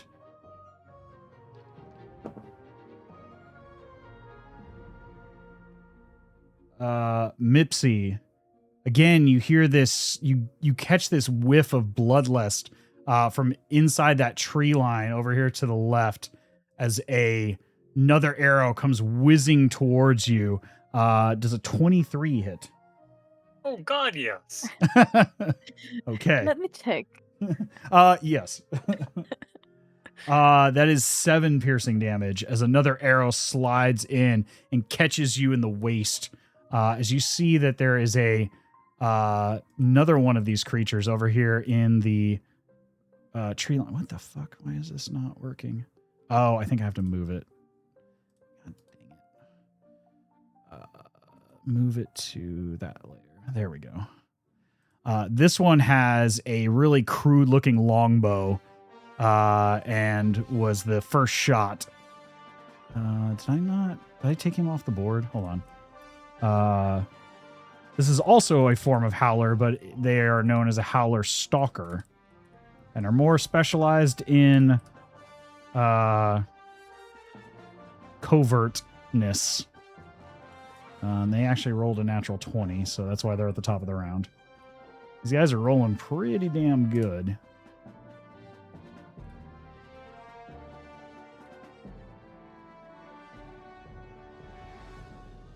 All right. And then he is going to try to step back into the brush and hide again.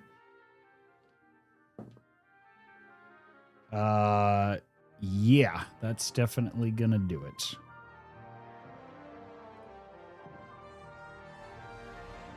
let me move him away.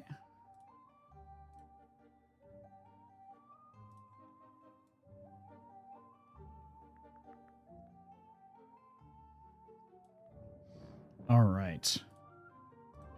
But back to the fight at hand. Mipsy, we are back to you, I believe. No, Mirage, I'm sorry. We are back to you. You have a very angry, snarling, dog-like bipedal creature attempting to club you to death. What are you doing?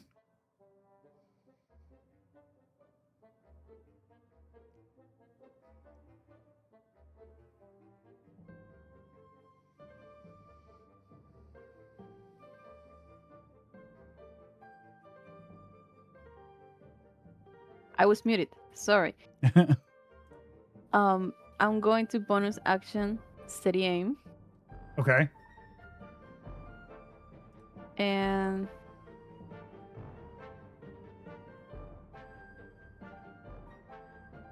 And what is your and target? I'm going the guy that's in front of me. Just so you know, you have disadvantage at a target that's directly next to you.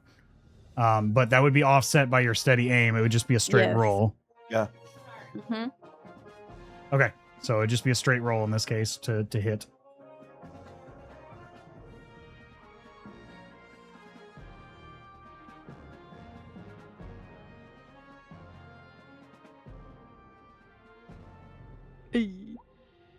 I think I missed. You rolled with your short sword, but we can take that roll. Oh, I cannot? Oh, are you just doing the short sword? Yes, I was 'Cause- going to attack with the short sword. Okay, that one doesn't have disadvantage, but you can't use steady aim with a melee weapon. I can't? No, steady aim is with a ranged weapon. Oh, It then, says on then the I next don't use attack it. roll, I believe. I thought it was steady aim was only with a. Let me double check. I'm pretty Oh, sure yeah, it's only. it does says advantage on your next attack roll on the current turn. Okay, hold on one sec. Feats.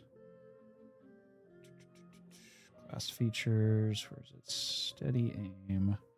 I thought it was on ranged attacks. Let me double check. If it only says on the next attack roll, then I'll give it to you. I mean, I gotta be honest. It just in the title, it sounds like it'd be for range, but I mean, Yeah. Right. all comes down to the definition. I'm gonna read it. I'll take it as written. So hold on. Oh, I'm in the wrong character. I'm in Mipsy's character sheet. I was like, why can't I find Yeah. their shit? No wonder I can't find their shit. Let's see. Feats and traits. Let's see. Feats. Traits. Class features. Steady aim. Where are you? As a bonus action, you give yourself advantage on your next attack roll on the current turn. You can use this bonus action only if you haven't moved during this turn. And after you use this bonus action, your speed is 0 until the current. Okay. Yeah, it doesn't say anything about range, so you would actually have advantage on this if you... Yeah, that's weird. I thought it was supposed to be ranged attacks, but... So it works in both of them, like in any, or like only that's with the way it's written. So I'm Hey, going to go off how it's written. written. Yeah, unless they just mistyped it, because I thought it was for only ranged attacks. But yeah, it doesn't say anything about range, so yeah, you'd have advantage on it. So if you want to roll again...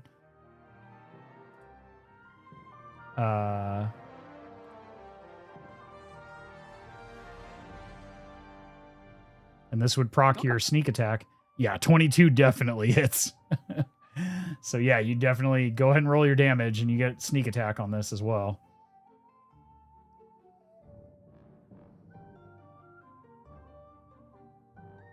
Oh God. Oh God. Without failure, you turn your blade up, and using you duck down and crouch down without moving, but just moving straight up without like progressing forward or back. Pushing with both hands, you drive your blade straight up through this howler's jaw, up through the top of their head in one swift motion, just shish kebabbing their skull as they go limp, and their eyes roll back as they fall dead on the ground in front of you. Well done. Oh, this is easy, guys. Oh my God. Well, You say this as Axel's just getting his ass eaten over here. I do this, and I'm just like, this is easy, guys. I'm just turning around, and Axel is being like flanked. He's flanked by this massive howler and its companion. Anyway, your speed is 0. That was your bonus action and your action. So I think that's it for you, Mirage, unless... That's it, yeah. Okay. Mipsy, back to you. Mipsy's moving away from that, but Mipsy's got something up his sleeve. Okay. Let's see what's up your sleeve, sir. I keep closing the turn order. I apologize. We'll go right here. I'm going to use a spell I have never cast before. All right. New shit. Let's go. Sprout foliage. Okay. You sprout rapidly grow leafy foliage in your body. When you cast this spell, you can choose if the foliage has other features such as flowers or berries. While prone or motionless, you are indistinguishable from a normal bush. A creature hasn't observed you more move. Must succeed an intelligence check to spell save DC discern.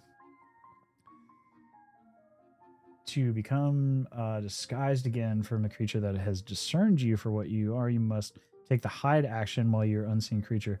For the duration, you can use your action to create and hurl a pine cone, berry, or flower bud.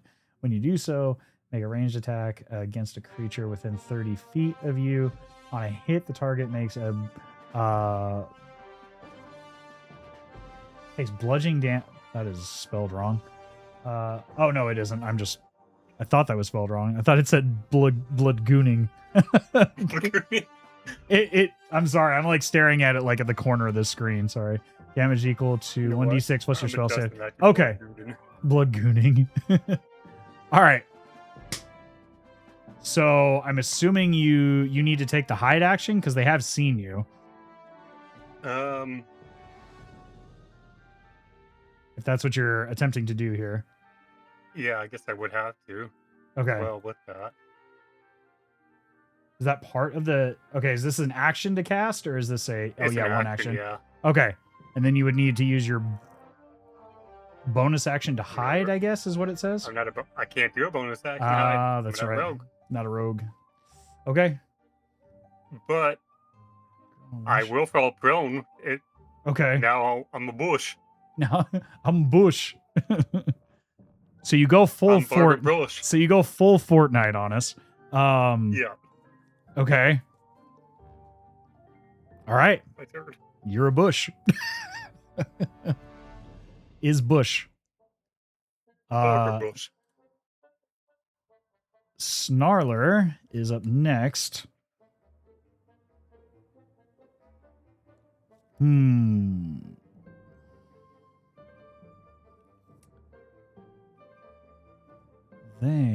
Let's see. Do they continue to do this?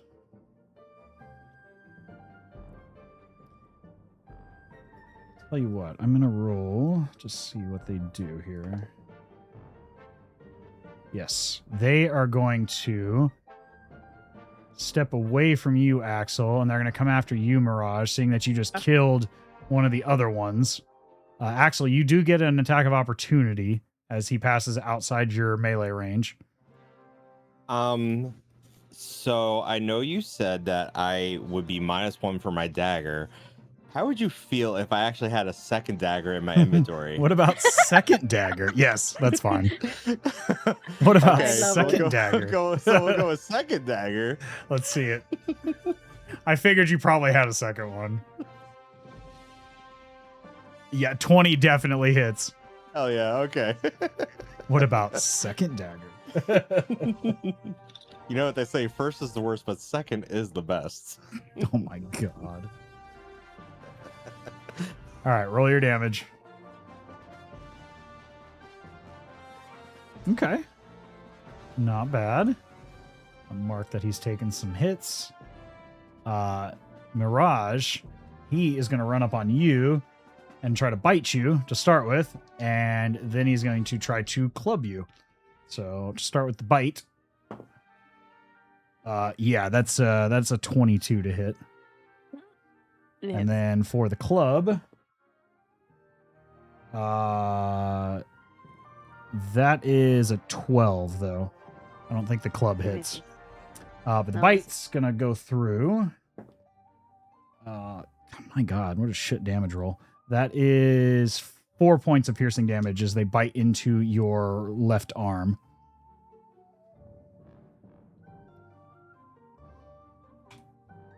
With that, Axel, we are on to you.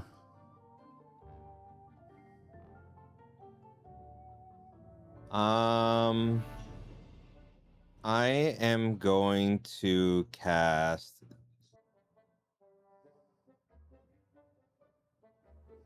Dissonant Whispers against the fool next to me. Okay. Wisdom 14. Wisdom 14. I have a sneaking suspicion these are not very wise creatures. No, they are not. However, he's pretty bloodlusty right now. He rolled a natural 20. Dang. Okay. All right, let me mark that down.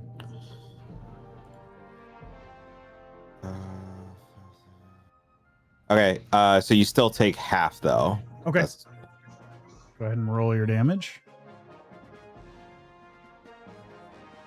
Yeah. Okay. 4.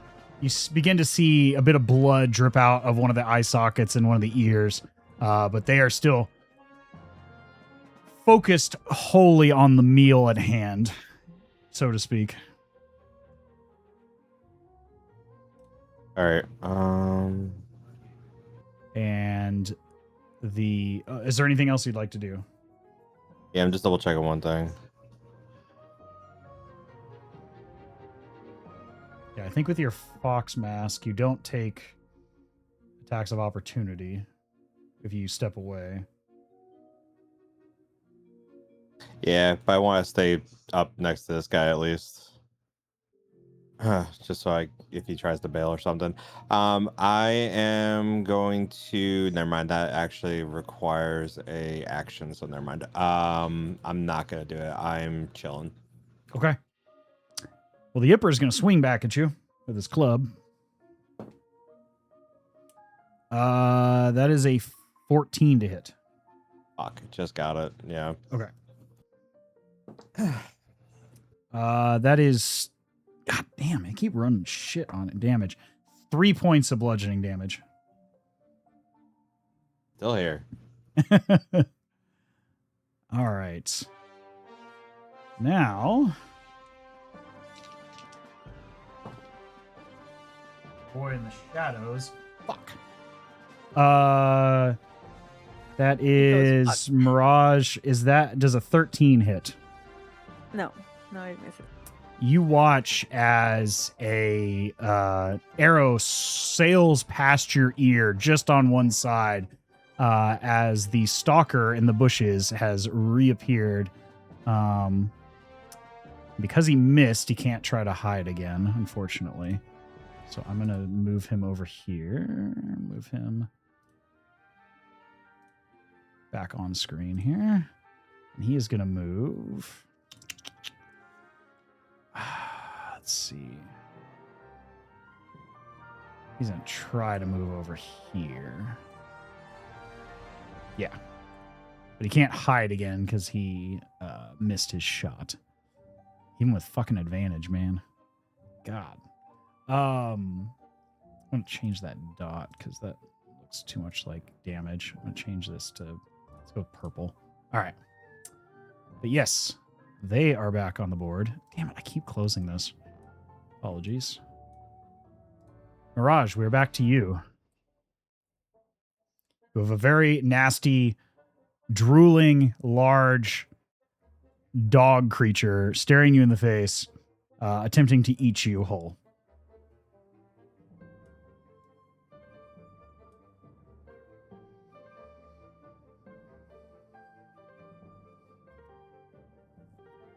Okay, I'm gonna try and hit. No, wait. Give me one second.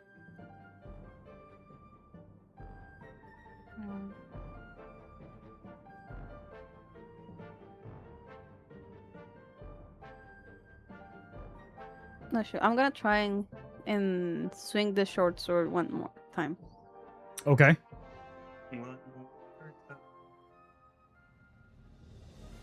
You do have, if you wanted to, you could use your steady aim again as well.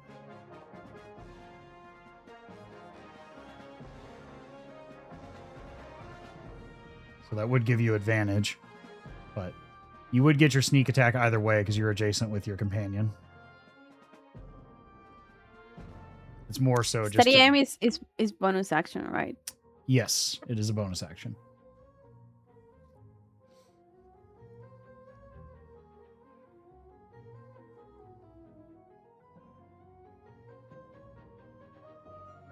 I mean, okay, I'll use a steady aim one more time. Okay. And I'm gonna swing the short sword. Okay.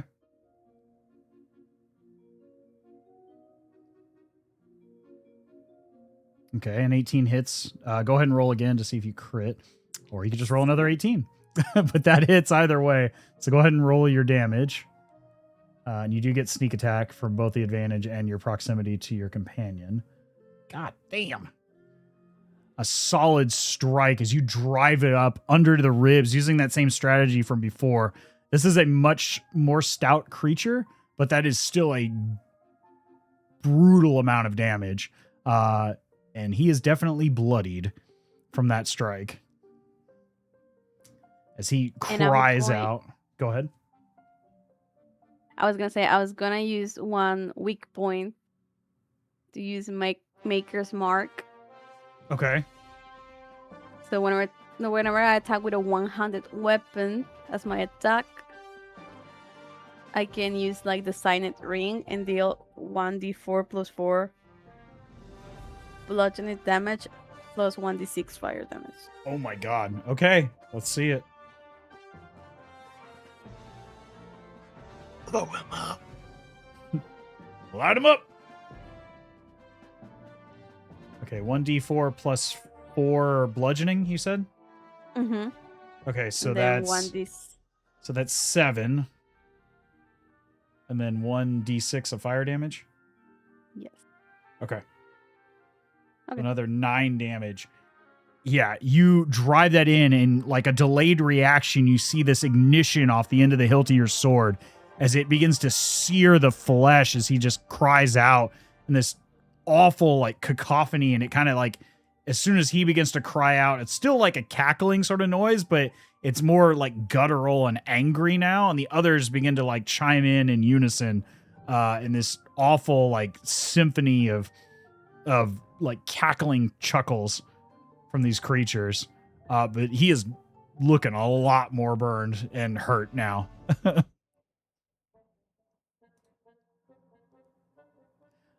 Mipsy, we're on to you.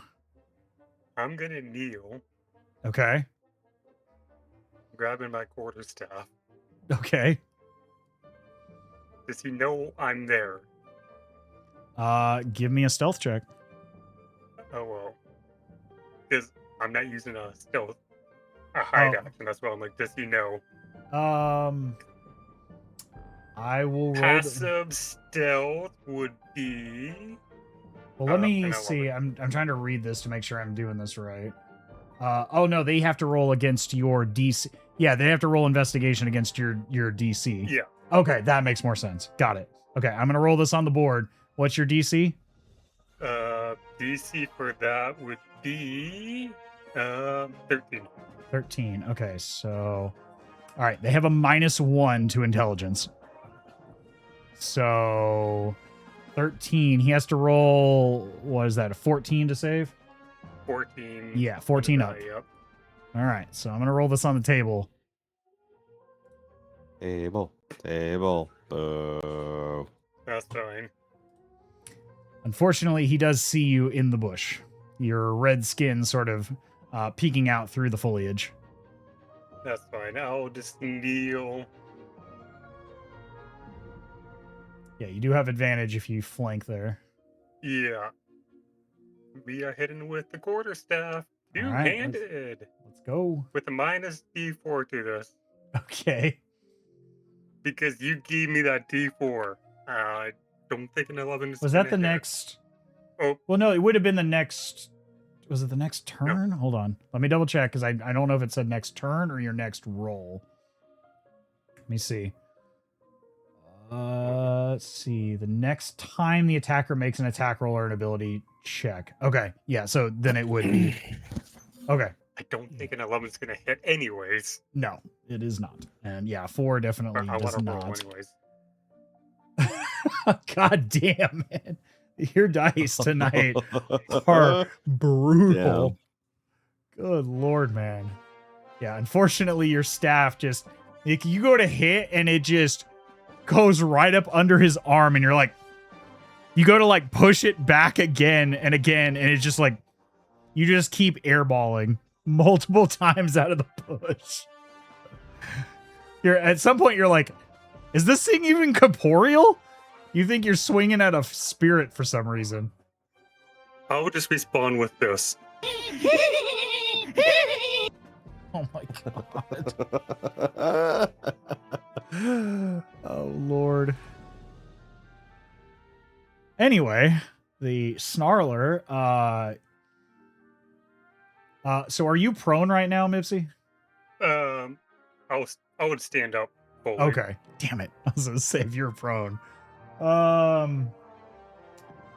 He definitely did not like that mimicry. I'll tell you what, I'm gonna roll a d6. On a 1 through 3, it's Mirage. On a 4, 5, or 6, it's you. Should it be 1, 2, or 4, 5, 6? 3, 4, 5, 6? Because I mimicked him. No, I think it's a bit of 50-50 chance here. I mean, she did just like stab him for a lot of damage too. True. She just did like 20 damage to him. I'm pretty sure he's pretty pissed either way. All right. All right, it's Mirage. Either way. Yeah, he's gonna chomp and swing at you, Mirage. First roll. That is a 17 to hit with the bite. Okay. And then the bludgeoning club. That is a 16 to hit. It hit. Okay. All right. First damage roll. That is 6 piercing damage. Next roll. 6 bludgeoning damage. as you are bitten and clubbed almost simultaneously by this large, snarling howler.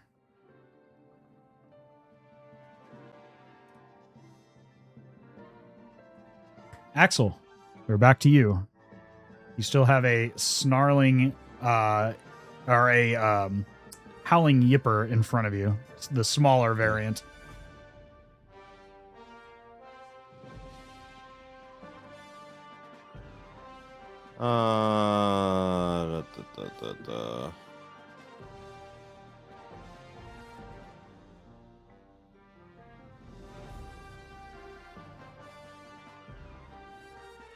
I'm gonna do vicious mockery against them. Okay. Same thing, wisdom 14. Wisdom 14, got it. I'm going to roll this on the table.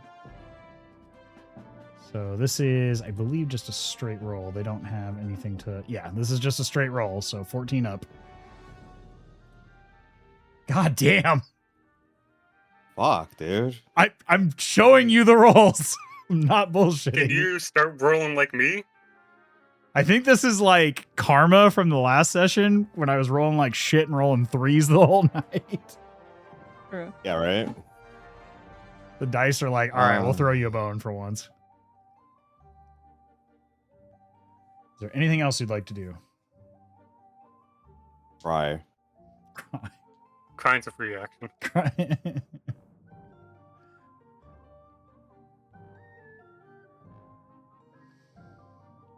Still have your bonus action in your movement. Yeah, I'm gonna do a bonus action. I'll get a cast Barding Inspiration. I'll get a cast it on who's up next. That would be Mirage Ipsy. is next. Because Missy's Oh. fucking having bad rolls like me too. That's fair. Mirage is doing okay. Yeah. I'm doing fine, guys. Me and Missy are struggling a bit here. Yeah. All right. Well, you have, is that a D6 or a D8 at this point? It is a D6. Okay. Well, Mipsy, you have a D6 that you can add to your next roll. Yipper. I'll take another swing at you, Axel. Unfortunately, that is not going to hit. That is a 11, I think. That is fortunate. Very fortunate.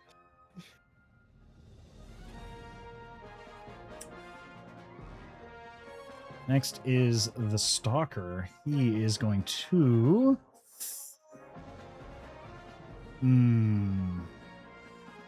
He's going to try to hide. That is a fucking 1. Let's go. I'm not the only one. He runs up as he's trying to hide behind this tree branch over here to kind of flank you, Mirage, and he busts his ass on this fucking root. So he is prone right now. I'm gonna put him prone. Let's see, where's the I'm gonna prone look emblem? at him as with Whatever. eyes of empathy and being like, I feel you. Yeah, so he's gonna try to shoot from there, very unsuccessfully, might I add. So this is with disadvantage. Yeah, that's a 10. The arrow goes sailing wide of you. Anyway, Mirage, we're back to you. You are flanking with your companion, so you do have advantage on melee attacks right now.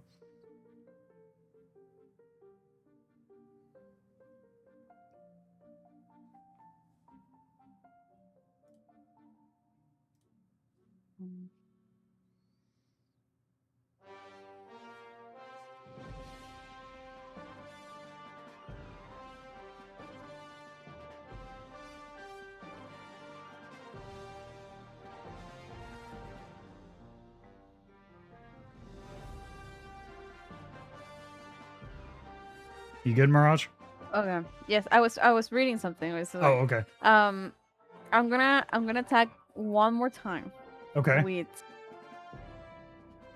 With the short sword. Okay. You don't need steady aim this time. You're right. You got me. You have advantage as well, so you can roll again. Yeah, the 10 does not hit, but the 19 does. Go ahead and roll your damage, and you do get your sneak attack because you have advantage from the flanking and proximity with Mipsy. Mirage, how would you like to do this? Hell yeah. Do the laugh. Eh? I said, do the laugh. I was actually gonna do. Let's do I'm Shrek. gonna. Do the roar. I'm going to swipe the short sword like through his. How do you call that in English? Like the parts of the leg, so he will go down like on his knees. His Achilles heel. That one's. And I will pierce him on the neck while I make that laugh of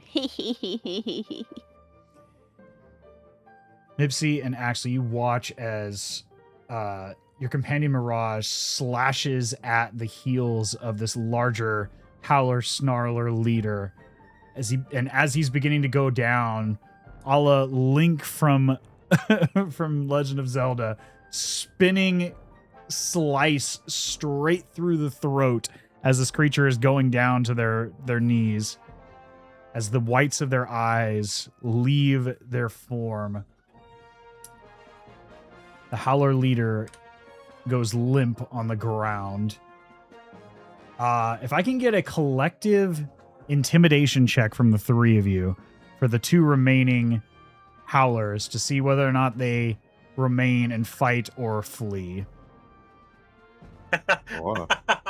With their leader Actually- gone, they have no reason that they want to be here. Okay? Okay? Yeah. They are bolting. Scram! So, yeah. Mipsy, it is your turn. You can choose to attack. The Snarlers, Mipsy and Axel, you both are up next before the other ones, but on their turn, they're going to bolt. You can see it already on the look on their faces, watching their leader go down. They are just like, no, I'm noping the fuck out of here. I'm sorry, Could go I ahead. have just used my movement to get like close to him, Yeah, absolutely. You still have your movement. like here, Yeah.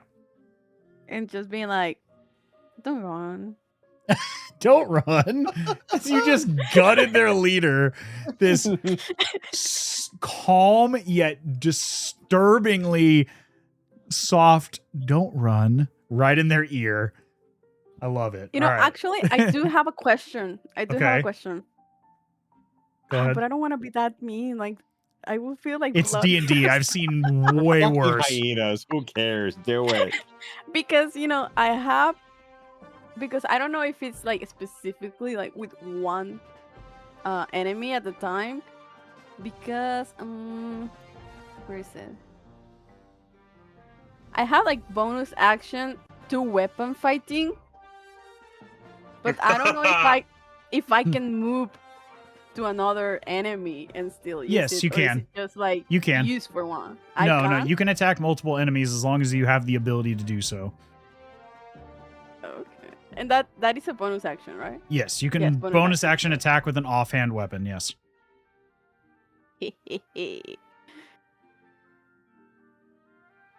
So if you'd like to So this is attack with just your like offhand as a bonus action, you can do so. Yes, it has to be a dagger though. So Yeah, it It's just has to be only a another. 1d4, It could be right? another short sword or a dagger. It just has to be I a only light. have one Okay. short sword, so it says like another light one. So I only have a Right. short sword. So in this case, you just don't get your proficiency bonus on it. You just get your dexterity bonus. So your dexterity bonus is what, a +4 or +5? A +4. Okay, so it'd just be a d20 roll +4 because it's offhand. Unless you were proficient in two weapon fighting, then you would get your proficiency bonus. So it'd just be a d20 +4 to see if it hits. Unfortunately, a 12 does not. It just goes But wide. +4. Oh, +4. +4, 16. Okay, 16. Yeah, 16 hits. I'm sorry. I thought that was Isn't the he also total roll. prone? Pardon? So it, Isn't He is as prone. well? Yeah, so you do get advantage. He is prone. I forgot. Thank you for reminding me. He is prone. No problem. Yeah, no, the other one's still higher. So, yeah. So and go ahead it's and. only 1d4, right? Right. You don't add your damage modifier to it. Okay. Well, he does take damage. He just hasn't been hit yet. So, but a solid strike as you clip off one of his ears. The same ear that you whispered in goes sailing off as he just starts wailing out in pain. Well, we beating up this guy. Why not? I guess we're committing war crimes today. War crimes? They're war suggestions. It's never a war crime the first time. Hashtag Canada. Well, since he's down, I'm gonna whack him. Okay. All right. Unfortunately, neither one of those hits. As he dodges out of the way, still rolling back and forth from his ear being cut off. Okay. That's all. Your dice hate you tonight. I don't blame them hating me. Axel, we're back to you. This howler is on the verge of bolting. But you do have your action before his.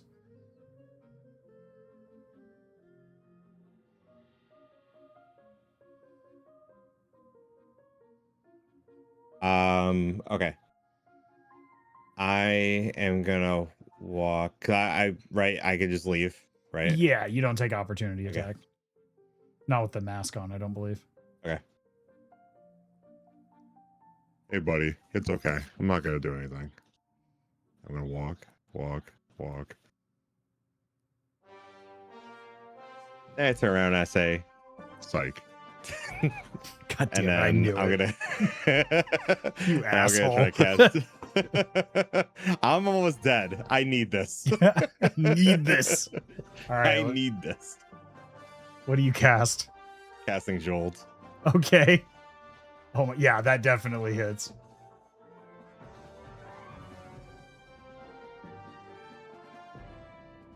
I was confused. I was like, he's telling me go to Bloodthirst, and then he's like, I'm fine. Yeah. I turn around.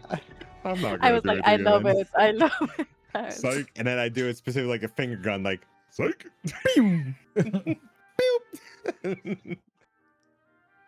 All right, roll your damage.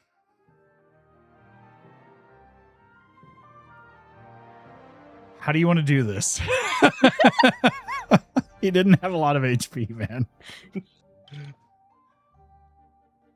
So after I just do that, I just look at him, just see him get electrocuted, just like literally fucking cartoon-esque fucking yellow flashing back and forth with bones. Oh And I my just God. blow the smoke off my finger.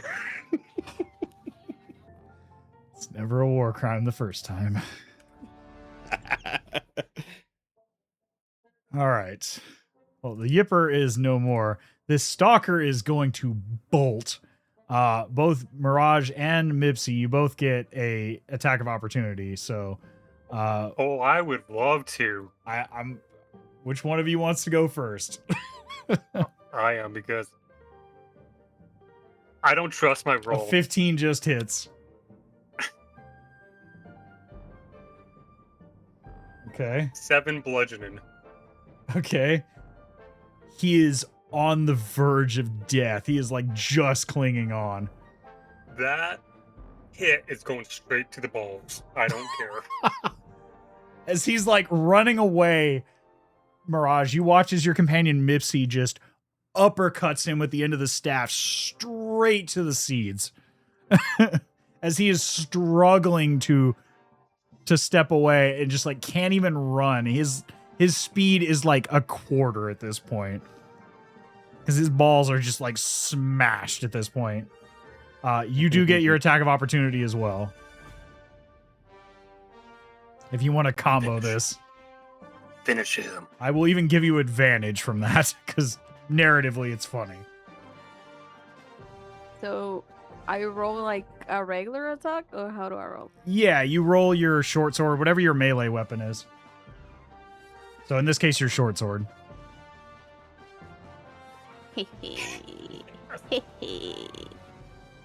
It doesn't matter what you roll because he only has one hit point left. So describe to me as Mipsy sack taps this howler in the nuts, how you finally just put him out of his misery. I'm just gonna like give a step and with the sword, short sword, I'm gonna pierce him from the back of the head and like pull him through the floor, like up into the floor, down into the floor. Like just pin him down to the forest Damn. floor. Yeah, as I'm going. Hey, hey, hey. Oh my god. Oh, I've turned them into murder hobos. The two worst people. Oh my god. Anyway. As the last of these opportunistic beasts goes down across the forest floor, although you are wounded, it is oddly satisfying. If I can get somebody to roll me a d20, please. Monique. Okay. Amongst the corpses, you find a variety of coinage totaling about 25 gold total of various coins and odds and ends. You also find, give me just a moment here. Roll on a random table here. Get to on. Where's that table? I really need to put bookmarks in this. Give me a sec here. Where is it? It was.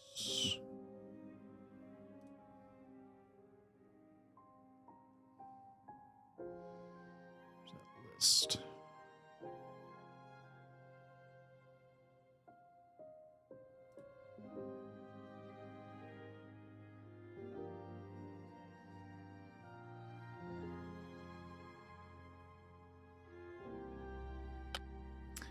You find, well, now covered in blood, but you find an oddly nice looking scarf around the neck of the leader, the Snarler. It is a striped sort of burgundy and lightish red color with tassels on the end. And despite the fact that it is slightly stained with blood of these creatures at this point, it looks oddly valuable. Like it's like a fine silk. Like even though it's been splattered with blood, it still looks quite nice. Like nicer than anything else on these creatures. And it seems unique.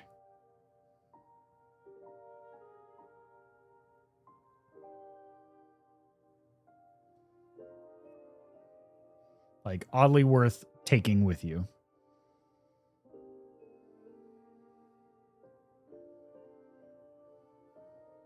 I say that Rush should keep it.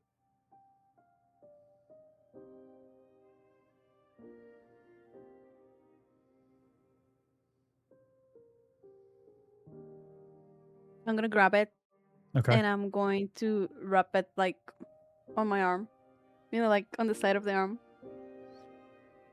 Okay, as Yeah. you wrap it around your arm, you next go to speak and you find that your voice is completely gone for some reason.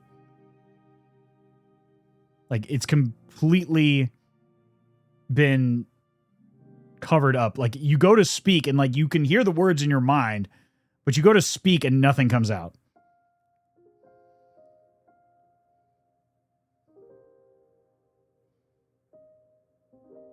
At least until you take the scarf off your arm.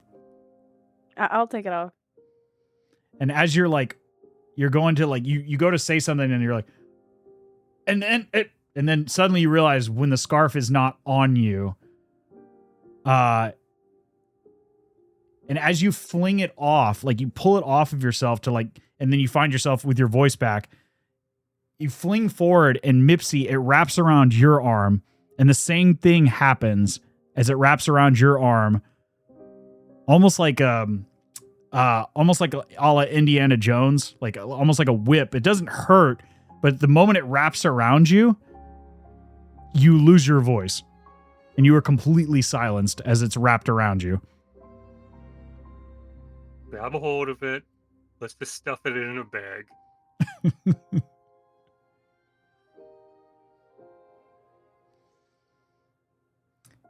As you're stuffing it in the bag, you see a little, like, almost like a how to wash tag on the end of it.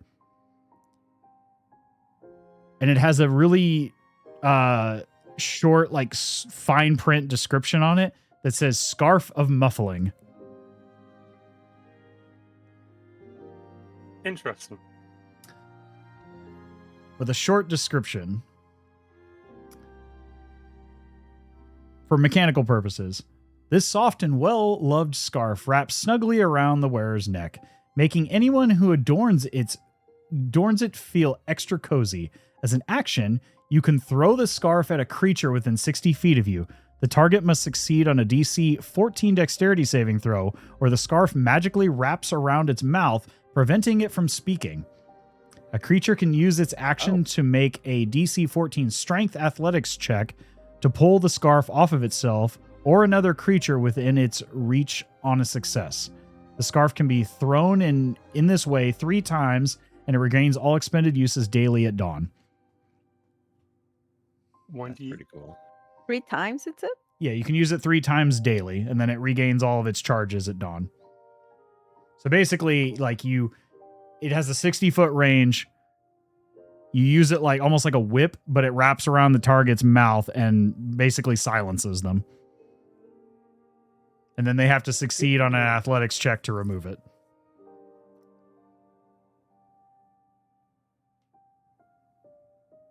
Okay. Interesting. Who's gonna keep it? Well, I got You, it in my Mipsy? inventory. Okay, Yeah. okay. I have an idea with this. We need it.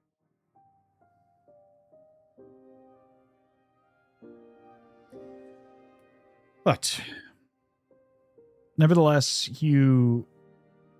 after this strange encounter, you all decide to take your rest to finish up your long rest in total. So you can go ahead and take your long rest. Yes, please. God. Now I can get all my spell slots. But nevertheless, dawn rises. You're a bit worse for wear, but you have recovered. And you still have quite a bit of your journey to go. But we'll go ahead and call it there for the evening.